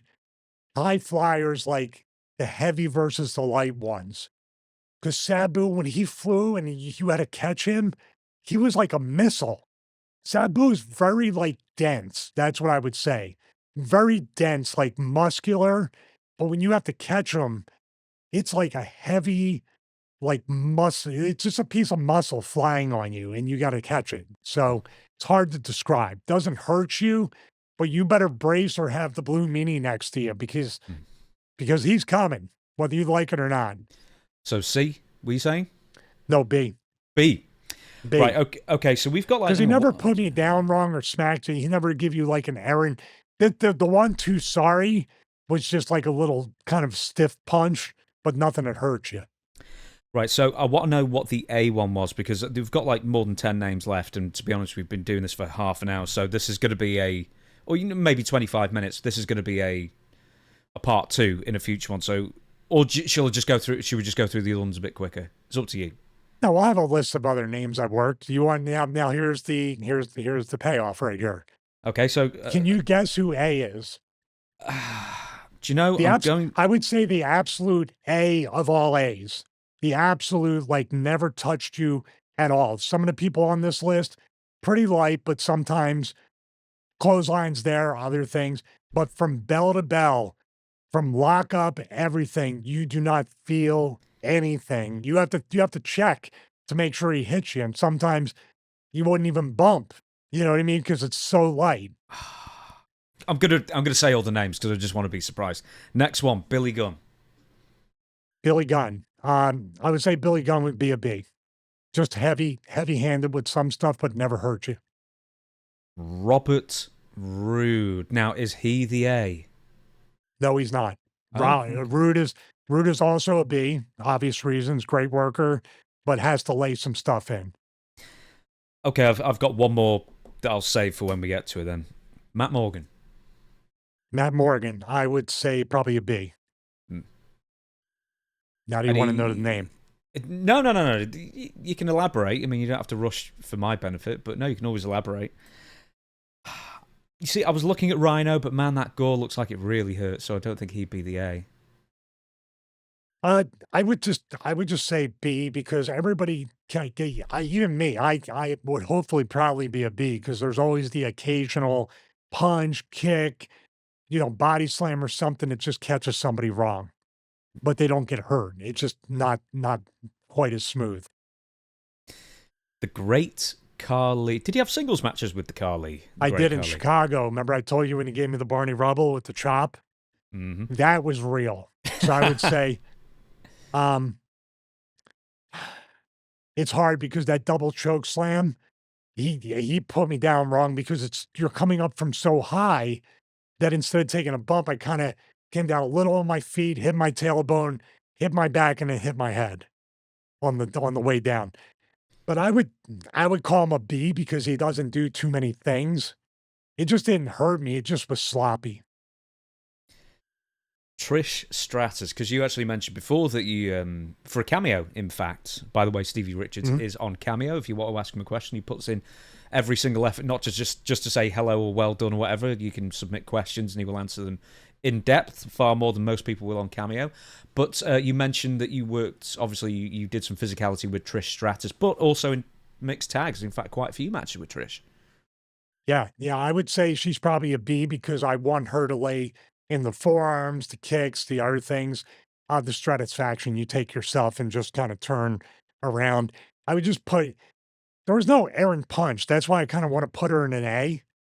But sometimes you don't want any space and she's so short, you want her to snatch her hair and just start, you know what I mean? You want to get lit up because it has to look good. So I would put her in a B, but not for anything she would do, but for when I tell her to like lay this in because we want to make it look real.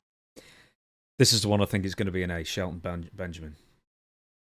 Now I'd put Sheldon still with a B. Everybody's going to have an Aaron shot. The name I have is not on this list. Oh, okay. All right. Well, I was guessing off people off this list. Yeah. That's why I was just winding me up the entire way through. Okay, then. Yeah, we've got three more names on the list. Yeah. Randy Savage. We've already told the story about when you wrestled Randy, but Randy Savage. You know what? The one match I had with him, I would put him in an A. He didn't catch me with anything. Yeah, all I had to do was bump and sell. It's not like I had to be in any kind of special position. So that's kind of an asterisk next to an A because he never hurt me. The Gangsters, so that's New Jack and Mustafa. So rank them separately, I guess.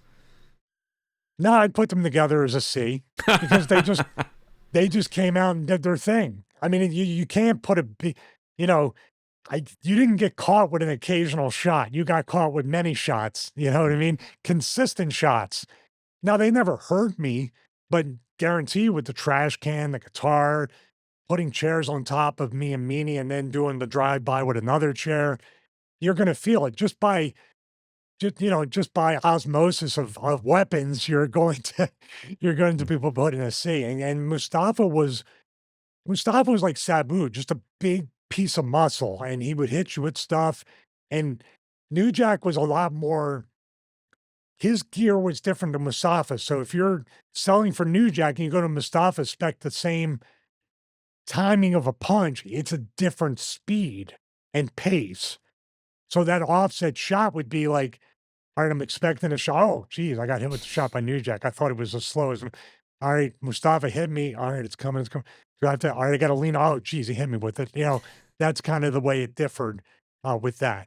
So the last name, rest in peace, Larry Sweeney. I worked on an independent.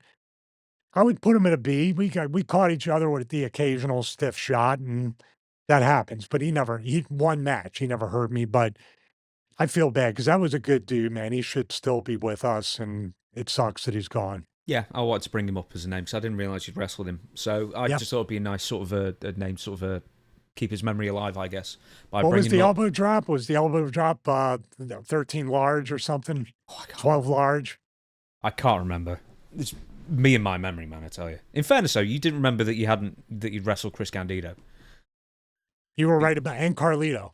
And Carlito right. as well. Right, there you go. Right, so what is the name that you've got for an A that you want to mention? This is the lightest worker I've ever been in the ring with and the most underrated, underappreciated worker that has ever lived. Brad Armstrong. That's it. I wrestled him in Racine, Wisconsin, I believe. And it was actually, I think it was on an ECW house show of all things. I think it might not have been Racine. It was one of those towns. And I locked up with him. And I didn't even think we locked up. I thought he missed me, but he was right there. And I said, dude, you are so light. And he goes, you haven't seen anything yet. The arm twist, the wrist thing, everything. And what he did was it's kind of like watching Roll of Sport, but it's so like fluid and he moved, drop kick, the Russian leg sweep, float over and everything. I felt nothing. Matter of fact, I was literally almost like visibly upset. Do you know why? After the match? Cool. Because it was over. Because it ended. I was visibly upset because I wanted the match to be longer.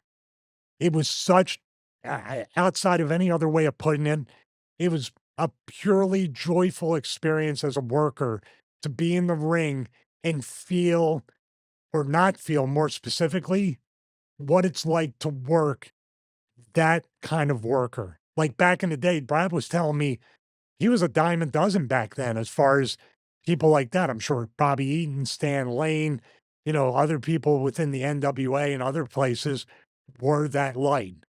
I mean, I don't know. I mean, Road Dogg is right up there with Brad, I would assume. He might catch you with a little something here and there. But man, I mean, Brad Armstrong, I've never wrestled anybody like him. And even after that match, there was nobody that came close to being as light and there at the same time as Brad Armstrong, that thin line that he never crossed. It was crazy. He can be in the S tier then, just because we haven't got an S tier. But we'll put him in. Brad Armstrong is, yeah, that's the S tier. So we'll move on. We've got a few more fan questions, and we're going to do a couple of. I was going to say one what went wrong and one what went right, and one bit of news that isn't really news, but I just wanted to bring it up for your opinion as well. But we've got plenty more in the show, so stick with us. Garrett Hernandez, San Bernardino, California. Some of the more stubborn wrestlers have been visibly upset when they have to do the job. Some examples are Sasha Banks and James Storm. They've been known to make the boo-boo face or job face on the way to the ring before a big loss. Has there ever been a time in your career when you fought back the boo-boo face because you felt like you should have won one?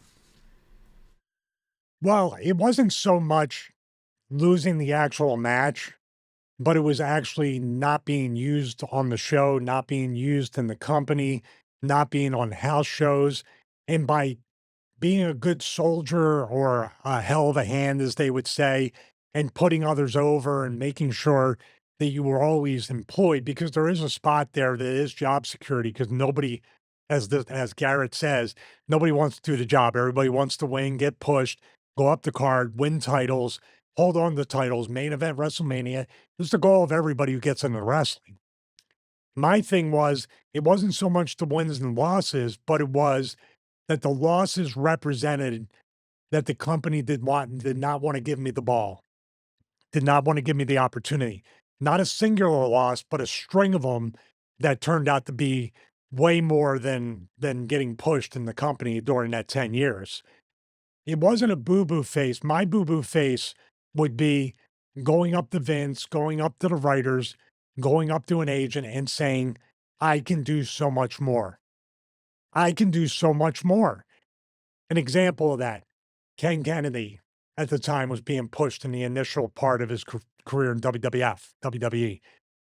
They had just shown my match with Bob Holly from Velocity. Vince had everybody watch our match and say, this is the kind of storytelling.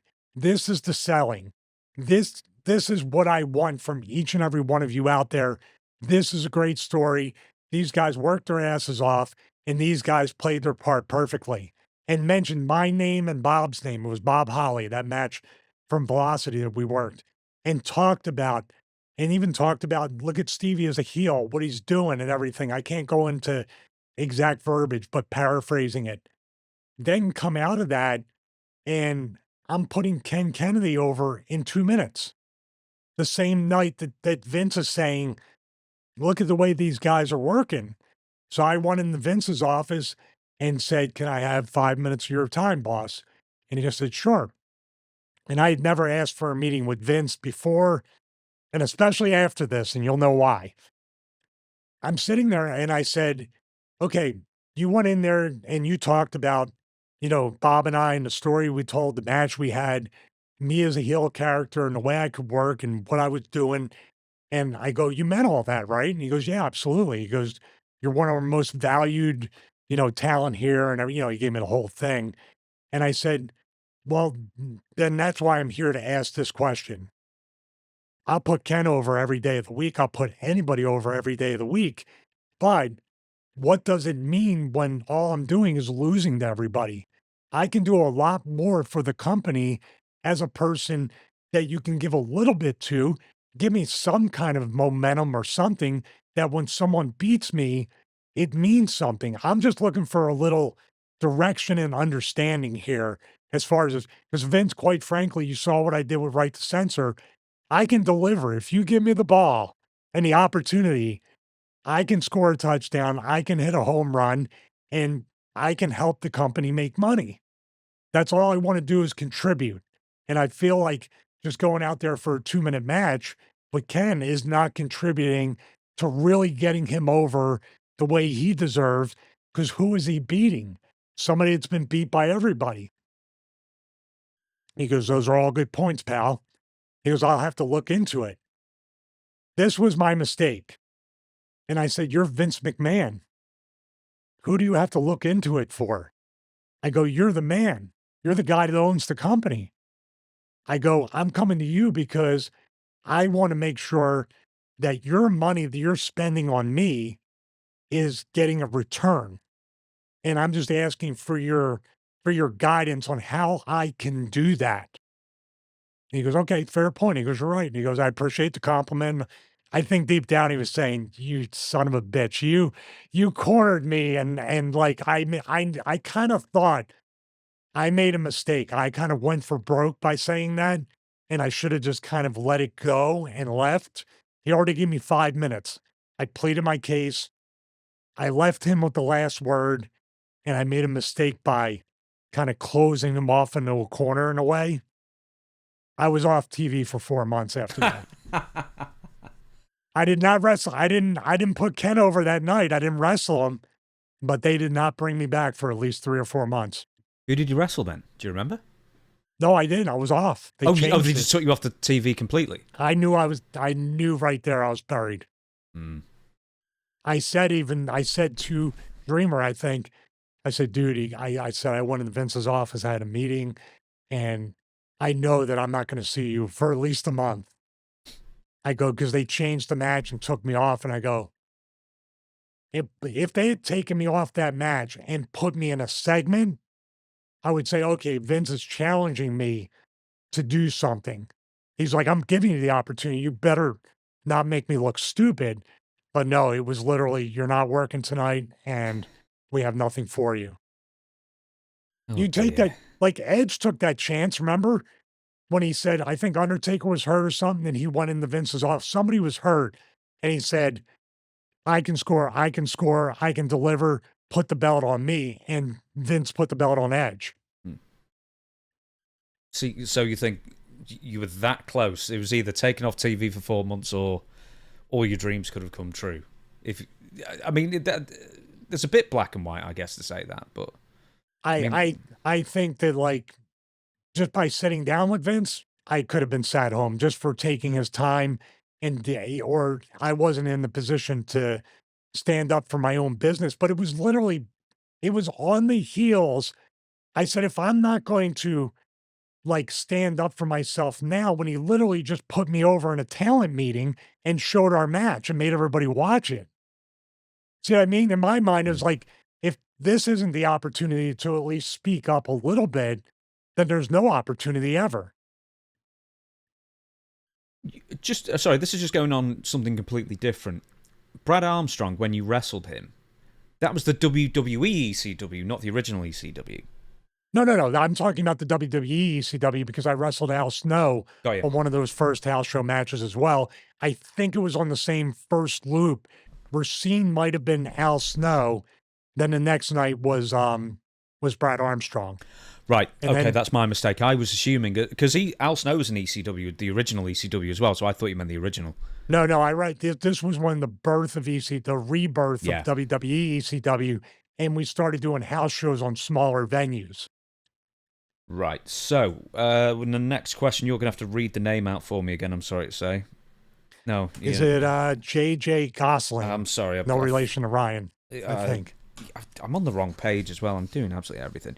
Okay, so thank you for giving out the name there. What was the most surprising match of your career? One you thought would be dreadful but worked out well, or the complete opposite? I just want to add thank you for putting your body on the line to entertain us for so many years. Well, thank you. Thank you. I appreciate that. It was an honor and a pleasure to be able to, it was a gift to be able to have the career I had. And I don't, we talked about falling in love and out of love with the business earlier in the episode. You know, I do have gratitude and appreciation for everything, all the opportunities, because people work many, many hours at thankless jobs they hate to support their family, and they get nothing out of that. I'm still getting out of the business. I'm still getting a return and being blessed to be able to financially, support my family doing these things. So it's awesome. But I'm trying to think, I was kind of buying time in a way because the most surprising match of my career that I thought would be bad and turned out well, I would say getting in the ring with somebody like Big Show. It's kind of scary. You're not sure how you can work around it. And the match I'm speaking of was a live Sunday Night Heat before a pay-per-view handicap match, myself and Just Incredible versus Big Show. And man, we thought it was going to, how are we going to be positioned? It was going to be a cluster. and the crowd was very, very hot for this match. And PJ and myself really worked together and worked with Paul, and I just love it. I even love the double super kick. He bounces off the rope and clotheslines us, and we go for a double suplex. He double suplexes us, the choke slams and the double cover. It just and it was a way to like, because Paul's just an awesome dude. It was a way to put Paul over, and he was so happy with it afterwards and had so much like you could see the energy that he was excited. That was something I didn't think was going to turn out well and turned out far better than my expectations. I didn't think it would be dreadful, but I didn't think it would be good. And I sure as hell didn't think the crowd would be into it like they were. Then I mean, there's a match I knew would suck. There's not a match I knew I thought that was good and turned out dreadful. There's a match that I knew that would suck, knew that would be a nightmare, and knew that I was probably going to get fired after match because it was so bad. Unforgiven versus Tomko as the mystery woman. Future episode. I'm sorry to interrupt, but that's an entire episode. We're going to be talking about Unforgiven 2004. Let me tell you. Okay, so the next question is from Brian from Delaware, and he asks, what was your favourite gimmick you had? Big fan. So what I have done is I've collated the 12 characters or most distinct characterizations you portrayed on television over the years in ECW, WCW, WWF, WWE, TNA, and I've asked you to rank all 12 with a tiny bit of an explanation, I guess, as well. And you know when I just said before, oh, the Tyson Tomko thing and the dress, that'll be, for a future episode. Somehow I feel it's going to be coming up quite soon. So you've ranked them from 12 to 1. So let's start from worst and we'll work our way to best. All right. So the bottom of the ranking, the number 12 would be what you just mentioned, the cross-dressing thing at Unforgiven. Yes. That's not easy or not hard to guess. Maybe some people think it's it becomes infinitely more difficult because a lot of these things, I'm very proud of the work. So it's kind of, they all fit into each other. So it's kind of weird. I mean, the cross-dressing thing didn't fit into anything except Vince McMahon's fantasy of some sort and granny panties. I don't know. I think that, maybe a tiny bit more explanation for people who don't know. But this was Vince's own. No, it was okay, future episode. But this was Vince's vision for you. Vince would visit the makeup chair a lot, and he's a pretty busy guy, so it was very weird. Future episode, everyone. Okay, number 11. Number 11, ECW original in the WWE ECW. As Joey Styles famously said, Stevie Richards is having trouble getting out of the gate here in the new ECW. So. And we talked about it during the Paul Heyman episode, my theory on that, of why I never panned out. For people who haven't seen that, roughly, what is that? Well, because I left the ECW in 1997. We told the story about a blank contract that was like the beginning of the end. And I didn't do good business on the way out. I left, ended up debuting in WCW. We're going to talk about that gimmick during the course of this list as well. And this was a receipt. This was a way to get back for the bad business I did in 1997. Paul did have some hand in creative, who he chose, who he didn't choose. Danny Dorian was also a victim of that from past, butting of the heads with Paul. So I was definitely in the crosshairs, and that's the only logical explanation. And I said, well, we're even now, I guess. So, I mean, this wasn't even much of a character, really. You were just brought and then sat in catering, unbooked. I was just a heel enhancement guy, and I was CM Punk's favorite opponent for a long time, which, to me, I'm very proud of those matches. So it's not like that time in ECW and working Punk all those times was not fulfilling. It was really cool.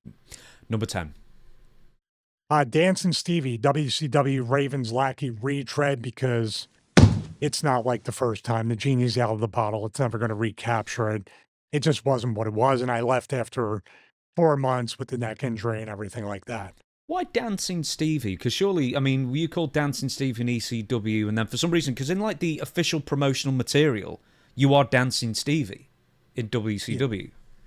Yeah, I mean, that was what I was known at. You know, that was Raven's thing. Dancing Stevie Richards, the original King of Swing, was the moniker for that, and we basically reset the entire gimmick from day one.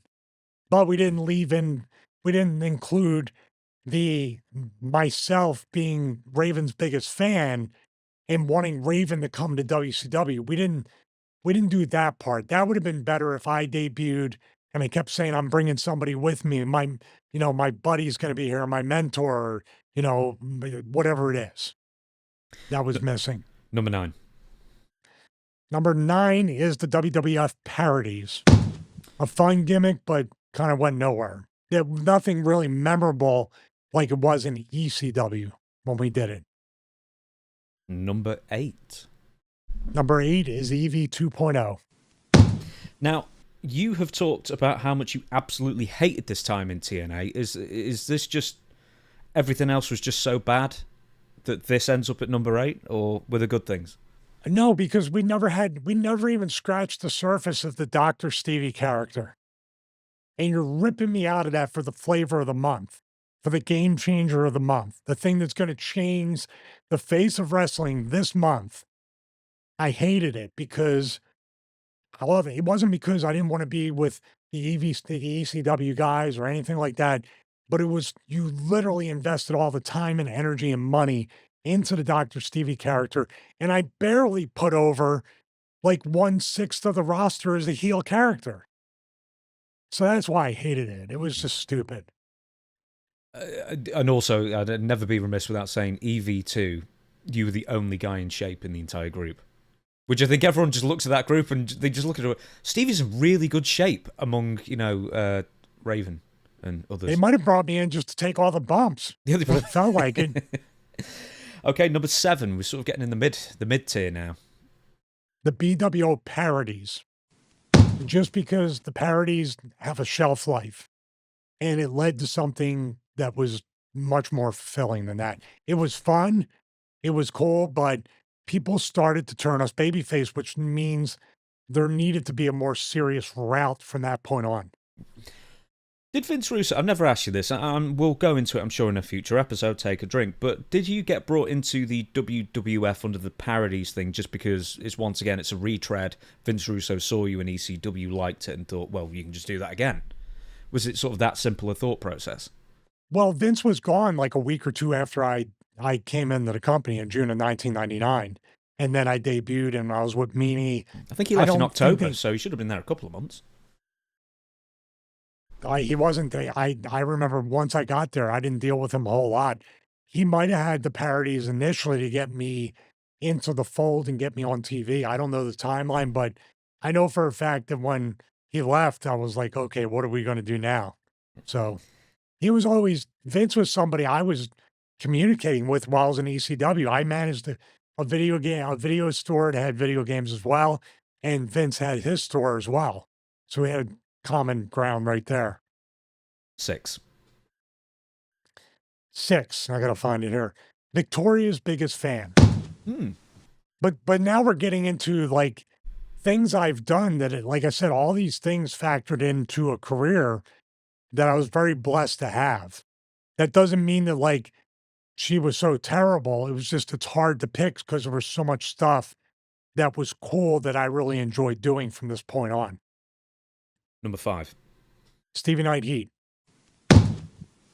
So you were basically like your own commissioner in real life, in a sense. So for people who don't know, you just decided to take creative reins and creative liberties, and no one seemed to mind for a very long time. Is that about right? Well, more specifically, nobody seemed to know and care.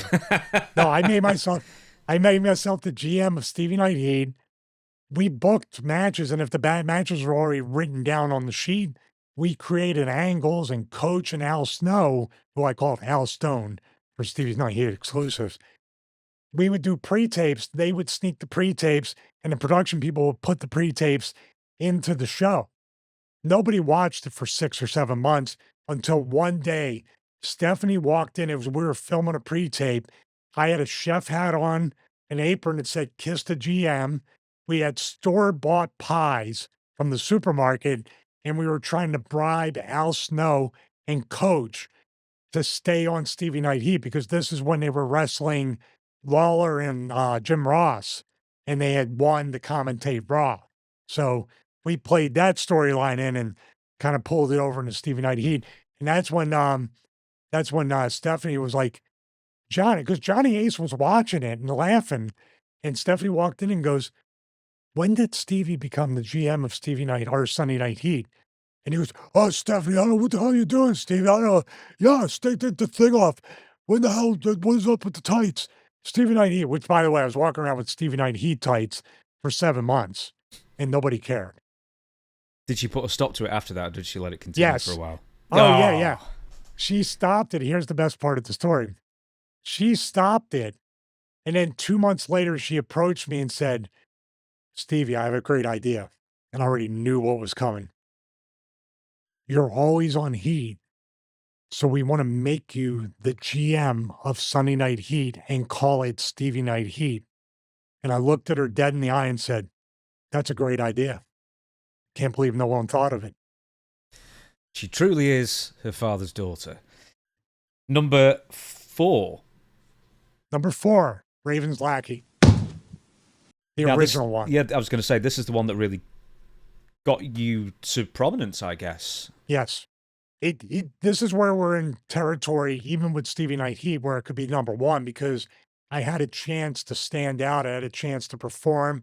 I had opportunity, and I wouldn't be doing this today if it wasn't for Raven teaching me psychology, teaching me how to work, teaching me how not to be stupid out there and just show off and really think critically. In other words, if I'm going to be criticized for overthinking, go see Raven because he's the reason. In every good and great way to put it, I would not be here and this show would not exist if Raven didn't make me his lackey and Raven did not teach me the things that I pay forward or pass on today. Number 3. Right to censor Stevie Richards. Quite possibly the biggest mainstream opportunity and push I ever had. It's not number 1 because I ruined that opportunity. I was in the worst shape of my life. My matches suffered. Any physicality I did not look legitimate. My promos were really good. That's what saved me. But also, we lasted for just over a year. It's not a run like the BWO run and everything had a lot more to it than this right to censor run. It was never supposed to succeed. It was never supposed to become a cult. It was never supposed to last longer than 3 weeks. Jacob Israel and myself formulated the cult character, and then we were off to the races. And then my thought is political infighting and Jacob Israel leaving the company. Like when Russo left, it left you dead in the water. If a writer, an agent, Vince McMahon, or anybody is out of the picture, you're now on a political island and you have to kind of you're in purgatory.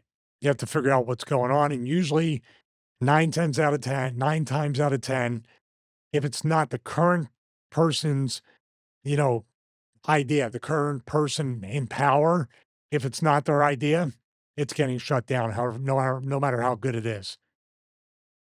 I don't know what you're going to say for number 1, so number 2. Big Stevie Cole. Really? Okay, Number well, 2. we know what's number 1, but why not number 1 for Big Stevie Cole? Because that was... And obviously, if your neck hadn't been broken and you'd stayed with ECW, then, there are theories out there. You were on the fast track to, I know, the ECW TV title, which was, at that time, for the most part, almost as important as the heavyweight title. Shane Douglas was the champion. I was supposed to win that title. That's when Taz came in and won the title. I was supposed to win the title that night. Yeah. So, you were going to be the TV champion. Potentially heavyweight champion at one point. It seemed to be going that way. Or, there are theories it could have gone that way. So why 2 and not 1? Well, because I think in a way, and when we go to 1, we're going to explain why. What I had there with the BWO was special. It's always going to be special. And people were like, wow, it's got to be default number 1 because it was kind of your biggest opportunity you ever had. Right to Censor was kind of been my biggest opportunity on a mainstream casual fan scale, much bigger than BWO. BWO is kind of an urban legend type thing that you have to go back and watch. Almost like I said before in the ECW last episode, episode 34, it's kind of like the definitive kind of like hardcore fan year or years of ECW where it involved the BWO. You can say that. But when I look at the BWO, once again, I left early, not a great track record, not a long run of the big Stevie Cole character with that. And also, it wasn't a gimmick that started from scratch. It wasn't a gimmick that had two strikes against it. In other words, it worked because the people wanted it to work because they had an emotional connection to the clueless putts growing into a man, big Stevie Cole. It was almost a natural thing that happened. The only thing that could ruin it is what I did by leaving. I ruined it. So if I stayed, it would have just kind of been the BWO's baby faces or the BWO turning heel once again. In other words, the BWO had the crutches of all the previous work I did. Got this light in my face now as well. So, well, before we get off that, but the thing is, when you go to, signings, I know you don't do them anymore, really, but when you go to signings and stuff like that, people still identify with the BWO Big Stevie Cool character the most. That's what they want to see you, in the get-up with when they have a photo with you. So, I mean, that's got to have, I'm sure it does, but that's got to have its value as well as an enduring character. That was funny. The one convention I did in Jersey, I literally went from Stevie Richards to, this was before Dr. Stevie, I believe, but if it was Dr. Stevie, I would have did. I literally each hour switched outfits from the right to censor gimmick to the big Stevie Cole gimmick, and then if I had Dr. Stevie, would have been the Dr. Stevie gimmick. People do that now. So I know Godfather does it 'cause he does Papa Shango one day, and then Godfather the other. John Layfield does it. He's Bradshaw, and then JBL. So, you're a trailblazer in that as well, I guess. God, imagine imagine Mick Foley doing it. I wouldn't be surprised if he did it. I mean, you 3 days of... Imagine Brutus Beefcake doing it. He'd have to be the man with no face, and then the Booty Man, and then Brutus, and then Ed Boulder, and then... How many more can you name? There's been like a dozen. Well, he's the man with no... He has a face, the man with no name. He was the man with no face at one point. Very briefly, I believe. Yeah. He was never identified when he was Running Man, I think. Who was the guy when he had the white paint and he came Zodiac. to the ring? Zodiac. That'd be exhausting for him. I wonder if he's mad at us, for Hogan, because all the stuff we did on Hogan. Probably. But we'll never know. Now, number one. Dr. Stevie. Dr. Stevie. That's a surprise. Okay. Well, we're full of surprises, thank God. Yeah, I know you have a thumbnail in mind already. Number one is Dr. Stevie. Let me give some context. Based on the BWO thing that I just said, I literally just came off a multi-year, for lack of a better term, multi-year run of being completely jobbed out and destroyed creatively. I had not won a match. I had not been featured. I got the Marine trailer playing during every commercial, and you come back from the break, I'm standing in the ring with the Barry O thing. I might as well do this or pull the ropes and do this. Dr. Steve Me. There. That'd be if TNA did a copyright thing. I'll call it Dr. Steve Me. But Dr. Stevie was a complete recreation, a purge of all that, and starting from scratch with proper vignettes, hiding my face, a proper debut during the cage match with Abyss and Matt Morgan in Philadelphia. And basically, I was allowed via an opportunity, once again, from Vince Russo, to be what I could be, to play out a character and to do what I need to do. And my job, I understood, was to be a strong heel character that got baby faces over. Just like I put the Vince, make me a strong heel character to put your baby faces over. I had that opportunity. And that's why moving forward, the Dr. Stevie character had much more time to develop, get a lot more baby faces over, So when they basically just cut that off at the feet right away and put me back in EV2, that's why I hated it. Mm. Do you see my reasoning for that? Yeah. It's a completely self-created character. I had this, I was tested. I had to erase all the stink of the Stevie Richards character and make people believe that I'm a completely different person.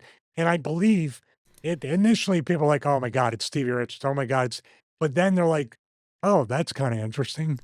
Oh, wait a minute. What's this? Oh, you're up on the Titantron. You kidnapped the girl. You did this.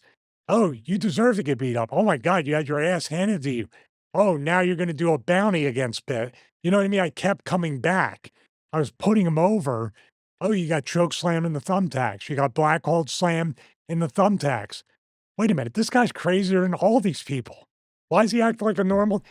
These are all little idiosyncrasies of the character that people, believe it or not, people bring up BWO, Dr. Stevie, and then write the censor. For a show that didn't draw as much as WWE at the time, that Dr. Stevie character, really, and if I wasn't persona non grata in the business and kind of blacklisted, I would go back to TNA and do that Dr. Stevie character again. So one more question. I guess this will be quite a quick one. Eddie from Sunderland says, do you think WWE may one day acknowledge yourself or Maven off the back of your YouTube successes? Well, definitely not me. And I believe definitely Maven. Maven has a lot to offer to business. Maven, as a matter of fact, I think they were talking about, they were actually going to hire him during COVID, but COVID happened. He was supposed to be a commentator. He was supposed to go down to the PC and not try out for commentating, but get a feel for it. I believe Raven will be Raven. Raven should be in the WWE Hall of Fame and in WWE. He deserves it. Maven will be back in a major wrestling company. If not, the only reason I say is because Maven was in mainstream media before for the shopping network. Remember? He was on HSN. I believe Maven, if he's not in mainstream wrestling on television, he will be somewhere in mainstream television. He's growing his channel. I mean, it's well over 500,000 subscribers, right? Mm-hmm. I think he's in 600,000 or more. So he deserves it. He deserves all the success in the world. I believe with me, that ship has sailed. I'll never go back, and they'll never have me back. So that's fine. So I'm sorry, everybody, of the 718 people who wrote in. We obviously didn't get to most people's questions, but do you know what? We'll do another mailbag in a month or something like that. But I'm not even sure if it's worth getting people to write in, and we might as well just use more questions from the same thing. There is one more that's right here on the list. I think this is a good one. Which one? Michael from somewhere, parts unknown. Do you agree that you're essentially the Butters of the wrestling world? It's such a great question. It is. So we couldn't skip over this. Way too nice and too sweet for the world you're in. Skip James. Our RTS Stevie was Professor Chaos. Do you get the reference? RTC. Yeah, do you get the reference for Professor Chaos? I do not. Okay, so Butters at one point. This is South Park, by the way. Oh, when he turns into the super villain. Yeah, with the tinfoil on his head, yeah. With the tinfoil, yeah. Oh, okay. Yeah. I didn't know the name was Professor Chaos, but I remember when Butters was, I'm your super villain. I can't do a Butters. That's Johnny Yates imitating Butters. Yeah, I could. The only impression I could go is, what's your name, son? Butters, ma'am. That's basically it. All right, I'll let you answer this question. What do you think? Yes. I'm wondering how many people in the wrestling business are just too nice and too sweet for it. I've always heard with like Crowbar or someone, Devon Storm, was just like too nice for wrestling, or at least in the one of the best dudes. One of the best dudes. This was a guy that was literally doing his college work and everything for physical therapy while he was wrestling and studying and doing his homework in the locker room, which back then, by the way, would have been made fun of. Mm-hmm. How dare someone better themselves? Dude, what are we doing? We're trying to better this, and people get mad about the level of production. Yeah. Do they? So yes, I would say But you know what? Way too nice for the wrestling world. Sometimes way too much thought, overthinking, way too much attention to detail, worrying about too much about safety. But you know what? In the real world, it actually translates pretty well. Mm-hmm. All that. So let's get to, it's not really news, I guess, this, but it's something that Kevin Nash said, I guess, on his podcast. But work rate doesn't mean doing a bunch of moves. Work rate means telling a story. One of the best workers of all time was Hogan. He had a formula. You knew his formula. It was easy. It was like paint by numbers. Like you watch him against The Rock in Toronto, and I mean, you know, that's working. That was working. You know, that's the work. The work isn't whether or not you can do it like land a moonsault. That tells me that you've either spent time on a trampoline, time in one of those rooms with the trampoline that you jump on a bunch of foam cubes. Like, because when I broke in, guys didn't do that shit. There was 3 or 4. Kid was the only guy I knew. Like, Michaels would do the flip off the top rope, but he would go up and just say, catch me. Get a hand on me. He didn't know where the he was going.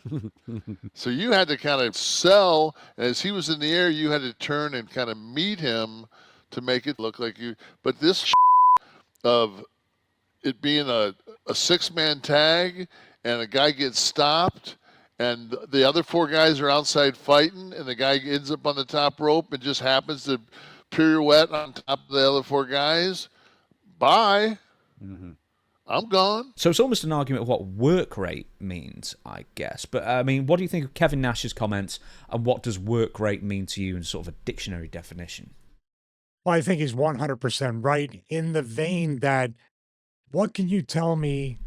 I can tell you what Hulk Hogan's moves are. I can tell you the punch, the elbow, maybe the back suplex, the big boot, and then the 3 punches into the big boot, and then the leg drop finish. I can tell you what Kevin Nash does. Kevin Nash does the jackknife, does the side slam, does the snake eyes, does the flippers, and does the elbows in the corners with the knee. Okay? I can tell you what Bret Hart does. Because if you're saying, well, Kevin Nash, a big guy, doesn't. Bret Hart does the elbow off the top rope or the second rope, the kind of like jamming, the pendulum elbow. We did a video on the analysis channel before. I had a lot of fun with that. All right. Russian leg sweep. What else? Chest into the turnbuckle. It can be both ways. Moves given, moves taken. What else? The sharpshooter, obviously. Russian leg sweep. Thinking the Sandman version. Sandman's what? Yeah. No, I said Russian leg sweep. Oh, so I'm basically, sorry. for the Cena with his, they call it the 5 moves of doom. But guess what the 5 moves of doom are? And Ultimate Warrior sometimes had even less than that.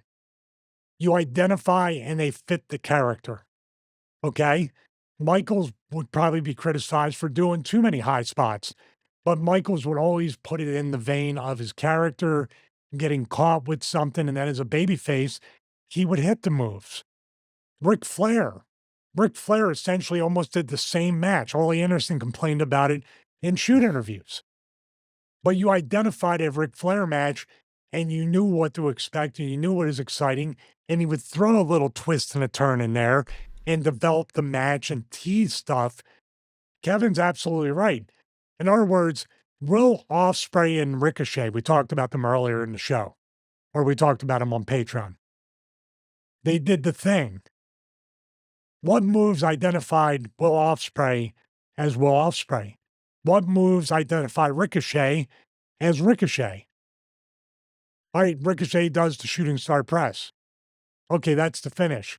What does he set it up with? What move puts a guy in position for that? You know, Brett, when he does the Russian leg sweep, he's usually right there with the pendulum elbow. When he starts working the leg, you know, oh my God, he put the leg over the rope, he jumped and squatted on the guy's knee. The sharpshooter's coming up soon. These are all things identified. You know, Kevin Nash, strap comes down, hand goes up, jackknife's coming. These are all, also, just the names of the moves. Jackknife, Diesel. Bret Hart, Sharpshooter. The excellence of execution. These things all fit with each other. I love when Cena did, the FU. You know what I mean? They had changed the attitude adjustment, but still, you have guys that think work rate it's like being vicious. Some guys think being vicious means hitting them even harder, not the viciousness of your face as you're getting ready to hit them with a work punch. So work rate isn't a million bumps. Work rate isn't, just moves. Kevin Nash is actually right. Before you go out there and you have a match, there's 2 questions outside of when and where that you should ask. Why and why not? Why not is the leading question. Why should I not do this move? You actually use the scientific method to say, do I do this move or do I not do it? And you try to disprove why you should do the move. And then you, basically, if you run out of that, you say, okay, I should do the move. It makes sense. Dave Meltzer would say, or I would imagine he would have a dictionary definition of his own. Yeah, plans change. Work rate. Work rate. Rate work, the word changed. He would say, or I imagine he would say, or started saying in the 90s maybe, that work rate was actually either the amount of effort that people were putting in or the speed of what wrestlers were going through the motions with. And I know, I'm sure you'll correct me if I'm wrong, but when you were a rookie or maybe many years into your career, people were saying to you, when you think you're going too slow, slow down. And I'm wondering if it's this Meltzerification of the business where, he's awarding stars for speed and the more moves basically, and then calling it work rate.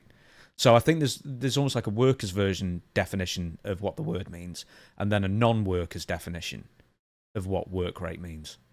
Well, I think work rate is a bunch of different things, and work rate is also factored into what we talked about earlier with people protecting each other and being light and not hurting each other. That's work rate to me, that you are a worker, you mastered your craft to make it look real, and you're hardly touching me, or you touch me a little heavy in a safe place. That's work rate to me. What's the Punk quote that he said about AEW? If you're rating a match 5 stars, but the building is a quarter full, then you and I are in different businesses or different wrestling businesses. Mm-hmm. That's the way I would encapsulate what Kevin said and what Dave would say.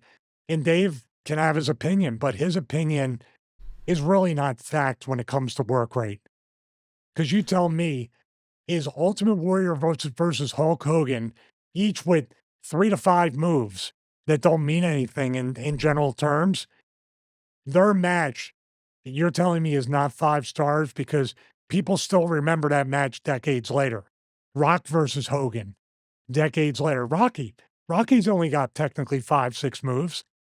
So, but you're telling me, well, Ospreay versus Ricochet, which, by the way, before you mentioned it, I forgot they even had matches.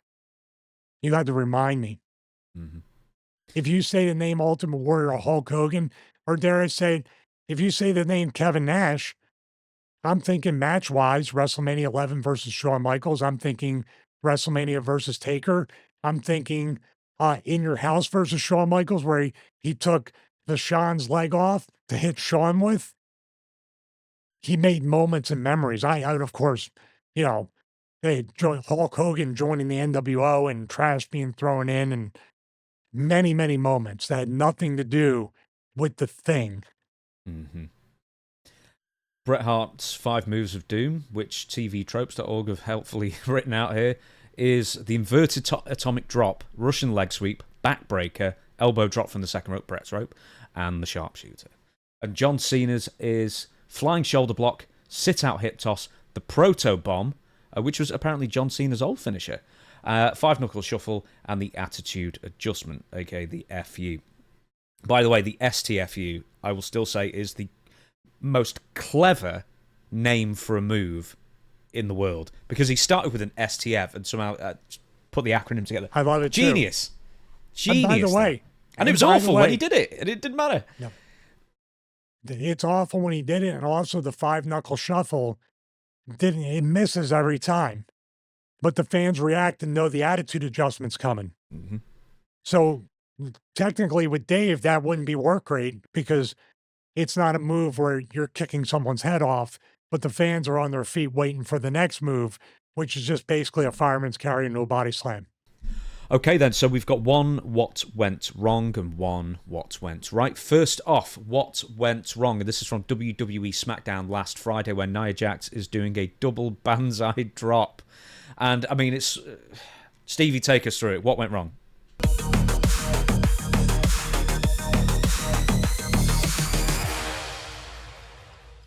Well, first and foremost, it's hard enough to protect one person in this position, but there's two people stacked up before Nia goes and hits the, what do they call it, the Annihilator instead of the Banzai drop. Yeah.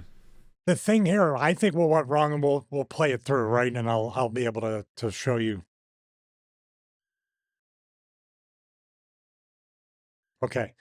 I'm going to say what went wrong right there. Obviously, she's trying to protect Trish Stratus, and obviously Tiffany is underneath.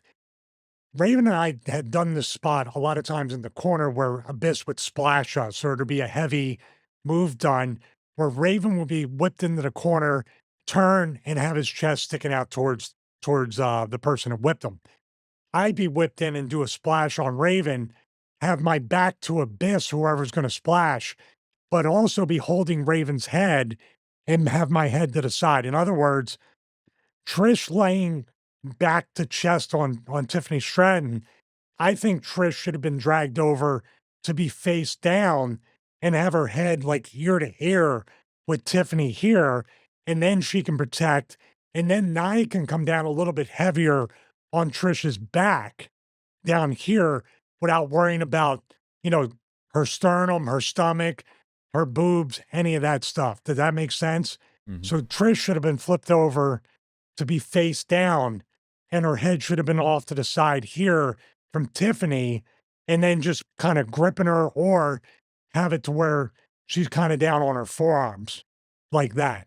So that way Nia can come down a little bit heavier with the Banzai drop or the Annihilator, and then that can happen. But for her to protect them, oh, that's really bad though. Should have just stayed right there. She bounced up and then just sat down. And dare I say, that's not very comfortable right there anyway, no matter what. So she's not a light girl. She's sitting right there, and then she got up. I mean, she used to squash people with this move. So she's trying to protect everybody, but I think what went wrong was just the positioning of them stacked up on top of each other with Trish looking up right there. I've just noticed now that Nia's wearing heels. That can't be the most practical footwear for balance.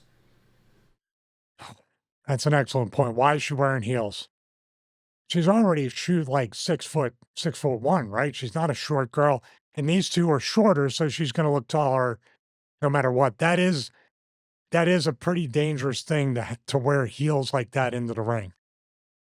She could roll her own ankle and do the Buddy Matthews or Buddy Murphy thing. With Nia, I mean, I'm sure Actually, more accurately, Owen Hart jumped down from the second and rolled that ankle. He did with Barry Windham, 98. So yeah, she's lucky. Nia Jax is, I'm sure, absolutely fully aware of her reputation as being dangerous because, she's in the old days, she was hurting quite a lot of people. When she came back, she seemed to, in 2024, she seemed to, for the most part, make concerted effort to be a lot lighter and stuff like that. Is this now the pendulum swinging a bit too far the other way, or is this purely a positioning issue? I think it's purely a positioning issue, and I can't believe, once again, I call these agents, these producers out more times than I care to. Why are they rehearsed this? They didn't just go in and do this. So earlier in the day, when this is set up like this, I'd be looking at that going, well, wait a minute. You got to now literally go, instead of going down this far to sit down, Now you've shortened it to here. That's why she kind of stopped and went. That's where I would be, my overthinking nature once again. If Trish turned over and like essentially hugged Tiffany, embraced, and Nye could come down pretty hard on that back without hurting anybody, that would be a good way of doing it. This is strictly the pendulum should swing this way and stay here, but the positioning and the camera cuts have to be a little bit better.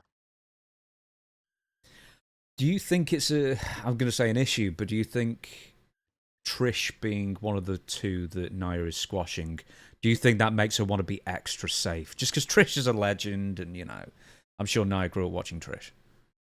I think there definitely is a pecking order type situation here that she's been more careful with the other girls, but I've never seen it this light. So she didn't do anything wrong, though. I think she was just going with what she saw and stacked up her range or lack thereof. And if Trish was turned over and said, I have a hold to Tiffany or I'm down on my forearms, I'm going to brace, just come down on my back. And we're going to get the wind knocked out of us, obviously, but nobody's butting heads or knocking teeth out or anything like that. And dare I say it, you should give Nia a bunch of handicap matches with locals and have her do that style of the bonsai drop on both of them with them turned over on the top. Do you remember when we were watching Yokozuna? And it always seemed like if he was really going to crush somebody, obviously he'd kick his legs out. But a couple of the ones that were really hairy looking, it always seemed that the opponents were too far out. Now, obviously they're too far out, I guess, for it to properly control herself. But do you remember when he did it on Virgil? Oh yeah, he was in the middle of the ring. He almost like did like a frog splash with his butt to the thing, right? And he sort of half controlled it as well, which was even like the most amazing thing. He had controlled it, but he had to push. He almost had to push off the ropes to get the distance. So ultimately, just purely positioning, they just need to be far closer to the ring, and their heads need to be about level. Yeah, side to side, ear to ear, like that. Listen, this is the point of the business: is to protect your opponent or opponents in this fashion. Nia did the right thing. So what went wrong was just the agent, the producer, the writer, Triple H. If anybody saw that and saw it being done that light, should have been like, why don't we try doing it this way? And that would have been, I think it would have turned out a lot better. Okay, so going from what went wrong to what went right, we're going to WWE Raw on Netflix, and this is the finish of the Liv Morgan, Raquel Rodriguez versus Bianca Belair and Naomi tag team match for the WWE Women's Tag Team titles, and you were very, very impressed indeed with the finish of this match. So what did you like? I was very, very impressed. You said you enjoyed this finish as well, correct? Yeah, it was specifically just before the finish, it was Liv Morgan's roll-up, because not only does she execute it flawlessly, just the facials on Liv, and it's like, that's pro wrestling, with Vince going right there, man, that you always say, and like Liv gets it.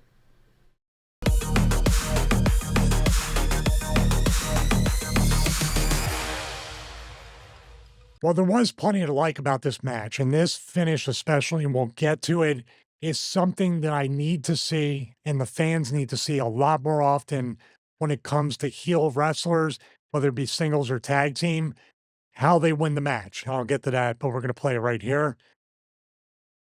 That was great. Now, some people have criticized Dominic Mysterio for being out there earlier with the match against Braun Breaker and then coming back out for this. But everybody played their part great when it came to this. And Dom being much like that Stevie Richards character, the valet with Victoria, and then eventually getting bumped by the women. Great stuff. So foot on the rope. Great shot of Dom there. Great false finish. And we're going to go a little forward here. Now, right here, this is incredible strength by Bianca Belair to be able to lift Raquel Rodriguez. This is a deadlift. This is literally, there's no jumping on this. This is pretty awesome. I love the elbows there that come back. We'll go back to this right here. She literally picked her up as dead weight. Those elbows, they're not clean, but they're there. Into a power bomb or power slam. what dropped her. That was real. That was a snake eyes right into the table. So she's out of it right there. So you're thinking Bianca's out of it, and here comes Raquel and Naomi. Very nice dive right there. I don't like the camera angle though. It made it look like she was waiting, and it made it look like it was too light. I would have had the shot from the handheld pointed this way to show both of them disappearing and then cut to this right here. Because if you look back on it, I'm just splitting hairs. She's literally waiting for her. See what I mean? If they had her right there and then cut to the far end and see them both disappear, it would look a lot more impactful, and it actually looked like she was coming from a lot higher position. But what we're having here is kind of a shotgun finish, and this is awesome. The block, I love this. This is what I'm talking about, teasing the finish. Naomi blocked it right there. So what we have right here is into the full Nelson bubble bomb. Oh no, roll through. Oh wow. Nice face. Is that what you were talking about? Yeah, she's got the no face to ha ha ha ha, I've got her. Jeff Jarrett style, I guess. Haha. Right there. And a kick out. Just the pacing of everybody has their little time to shine or get heat. Bianca's taken out with that, even though she teased her finish. Then the dive onto Raquel. Then Naomi gets in and Liv's trying to hit her with the finish out of nowhere. The block, the face, into the roll up, false finish there. The only thing I would say is Liv out wrestled Naomi. So she's a heel. It was splitting hairs once again. But really good, enjoyable stuff right here. Liv's got a good face right there. Dominic's a little worried, ducked the clothesline. Nice bump off of that. That looked like it caught her as well. I don't know if you want to replay that and zoom in, but I thought she really got that right in the face then. You can slow-mo it. Yeah. Oh, she got her. Yeah. Is that the thumbnail? Mm-hmm. That'll get me in trouble.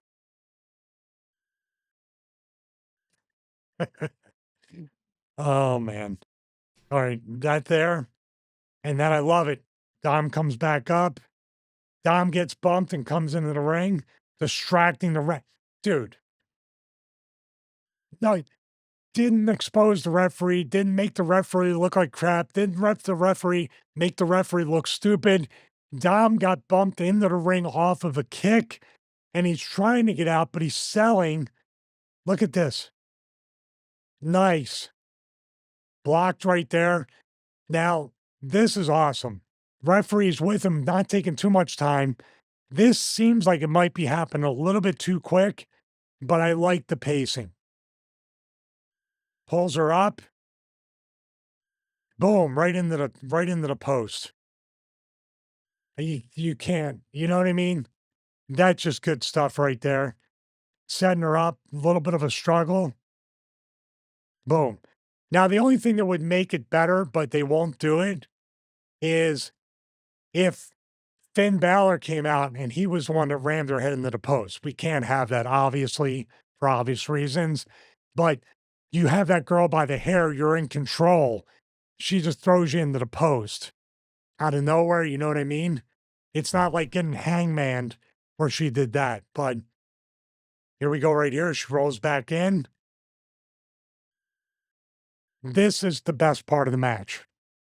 Because what happens?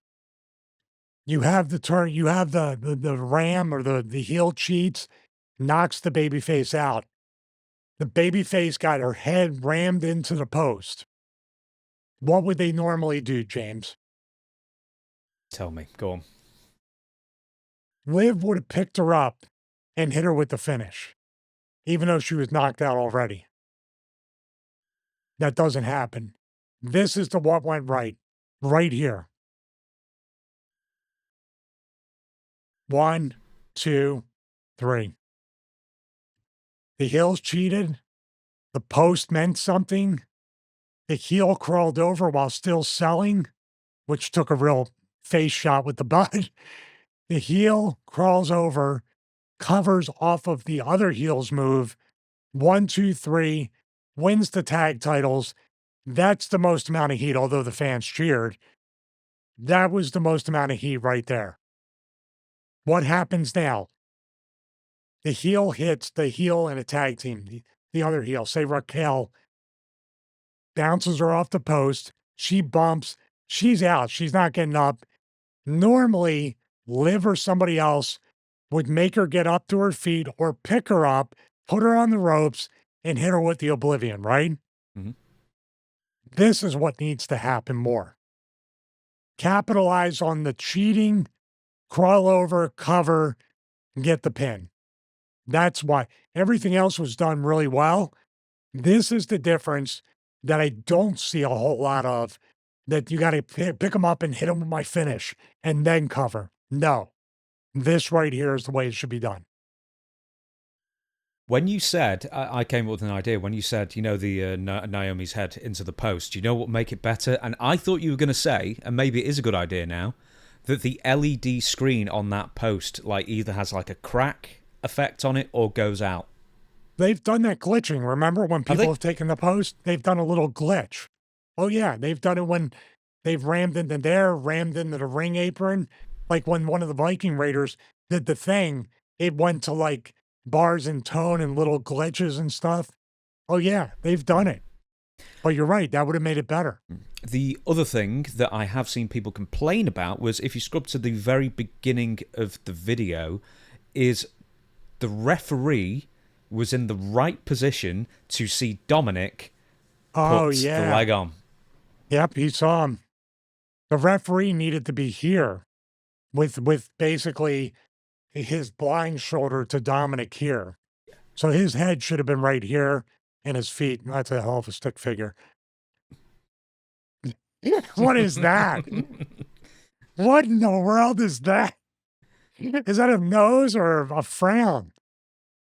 Oh my God, thank God I could bump and sell. I can't draw. But you're right. That is a great point, that this referee sees it all. John Cone. He's the one that books the extras. I said that in a previous episode. Couldn't think of his name. John Cone. So, is there anything else you want to say about this, or? No, great job, everybody. Great job. Great job. Please, more heel finishes where you don't have to pick the babyface up and hit your finish because you're a heel. You cheated and you want to leave with heat. Although they did cheer them when they won. Yeah. So, on that basis, we are going to shut down this show, if I can write this thing on the paper. Right. So, on that basis, we're going to shut down the show then. So, thank you everybody for watching. We will see you again next Friday. We are available on all podcast platforms when Podbean's working. Constantly not working at the moment, not uploading shows, to the point that Chris is now having to send me the stuff to upload it. I don't know if it's his computer or what. But the videos every single day, or most days, I guess, on our YouTube channel, the Stevie Richards Show. We are over 88,000 subscribers now. How long will it be until we're at 100,000? I think from next week on, we need to do a real drive to get to 100, because, for goodness sake, I just want another plaque on the wall. I'm going to have to replace one of the old ones and put the Stevie Richards, the pride of place it will have as well, let me tell you. So, we're going to give it over to Stevie to take us out. We didn't say this at the beginning. What was the Patreon? You were plugging your Cameo the entire way. We didn't say what we watched on Patreon this week. No, I did. I mentioned did you? We watched the ECW Barely Legal. No, that was last week. I mean, I'm talking today. Today? What we watched today on Patreon, for the Patreon. Oh, I forget. Cedric Alexander. Cedric Alexander versus Kota Ibushi, the Cruiserweight Classic. The most unforgettable match I've ever watched. God, Dude, Chris Candido, Carlito. We had so many technical difficulties during the show. I got too cute and fancy with the setup, so that's my fault. I'm a little out of sorts, but I appreciate all the support. Yes, as it stands now, every Monday is going to be a new watch-along. This coming Monday is Cedric Alexander versus Kota Ibushi, Cruiserweight Classic. If you haven't watched it, you can watch it before we watch the watch-along, or react as James did, who had never watched the match. It was an excellent match. Patreon.com/Stevie Richards. Also, you'll see the new setup that messed everything up today, because I put that up just before we started recording. You get show notes, you get pre-show, post-show, and other things in the premium lineup of the Stevie Richards Show. Also, Stevie Richards Show, Philly accent. The $8 producer tier is what I all talked about just now. The $1 thank you brother tier has the full pre and post-production workflow of how we create and how everything happens after we record episodes like this. So patreon.com/Stevie Richards. Appreciate everybody's support. And of course, James, I appreciate you for joining me. You're a big draw there, and people appreciate everything you do here at the Stevie Richards Show. Also, No, they don't. I can't even say it again. One last thing, please subscribe to WSI, the James Romero channel. Oh my God. Please, I'm so sorry, everybody. We gotta go. Thank you, Patreon. See you next week, episode 30. Damn, you're not gonna edit anything out, are you? No. In fact, I'm going to replay it twice. So everyone can enjoy. Thank you, everybody, for watching episode 35. Hopefully, I'll be able to speak better in episode 36.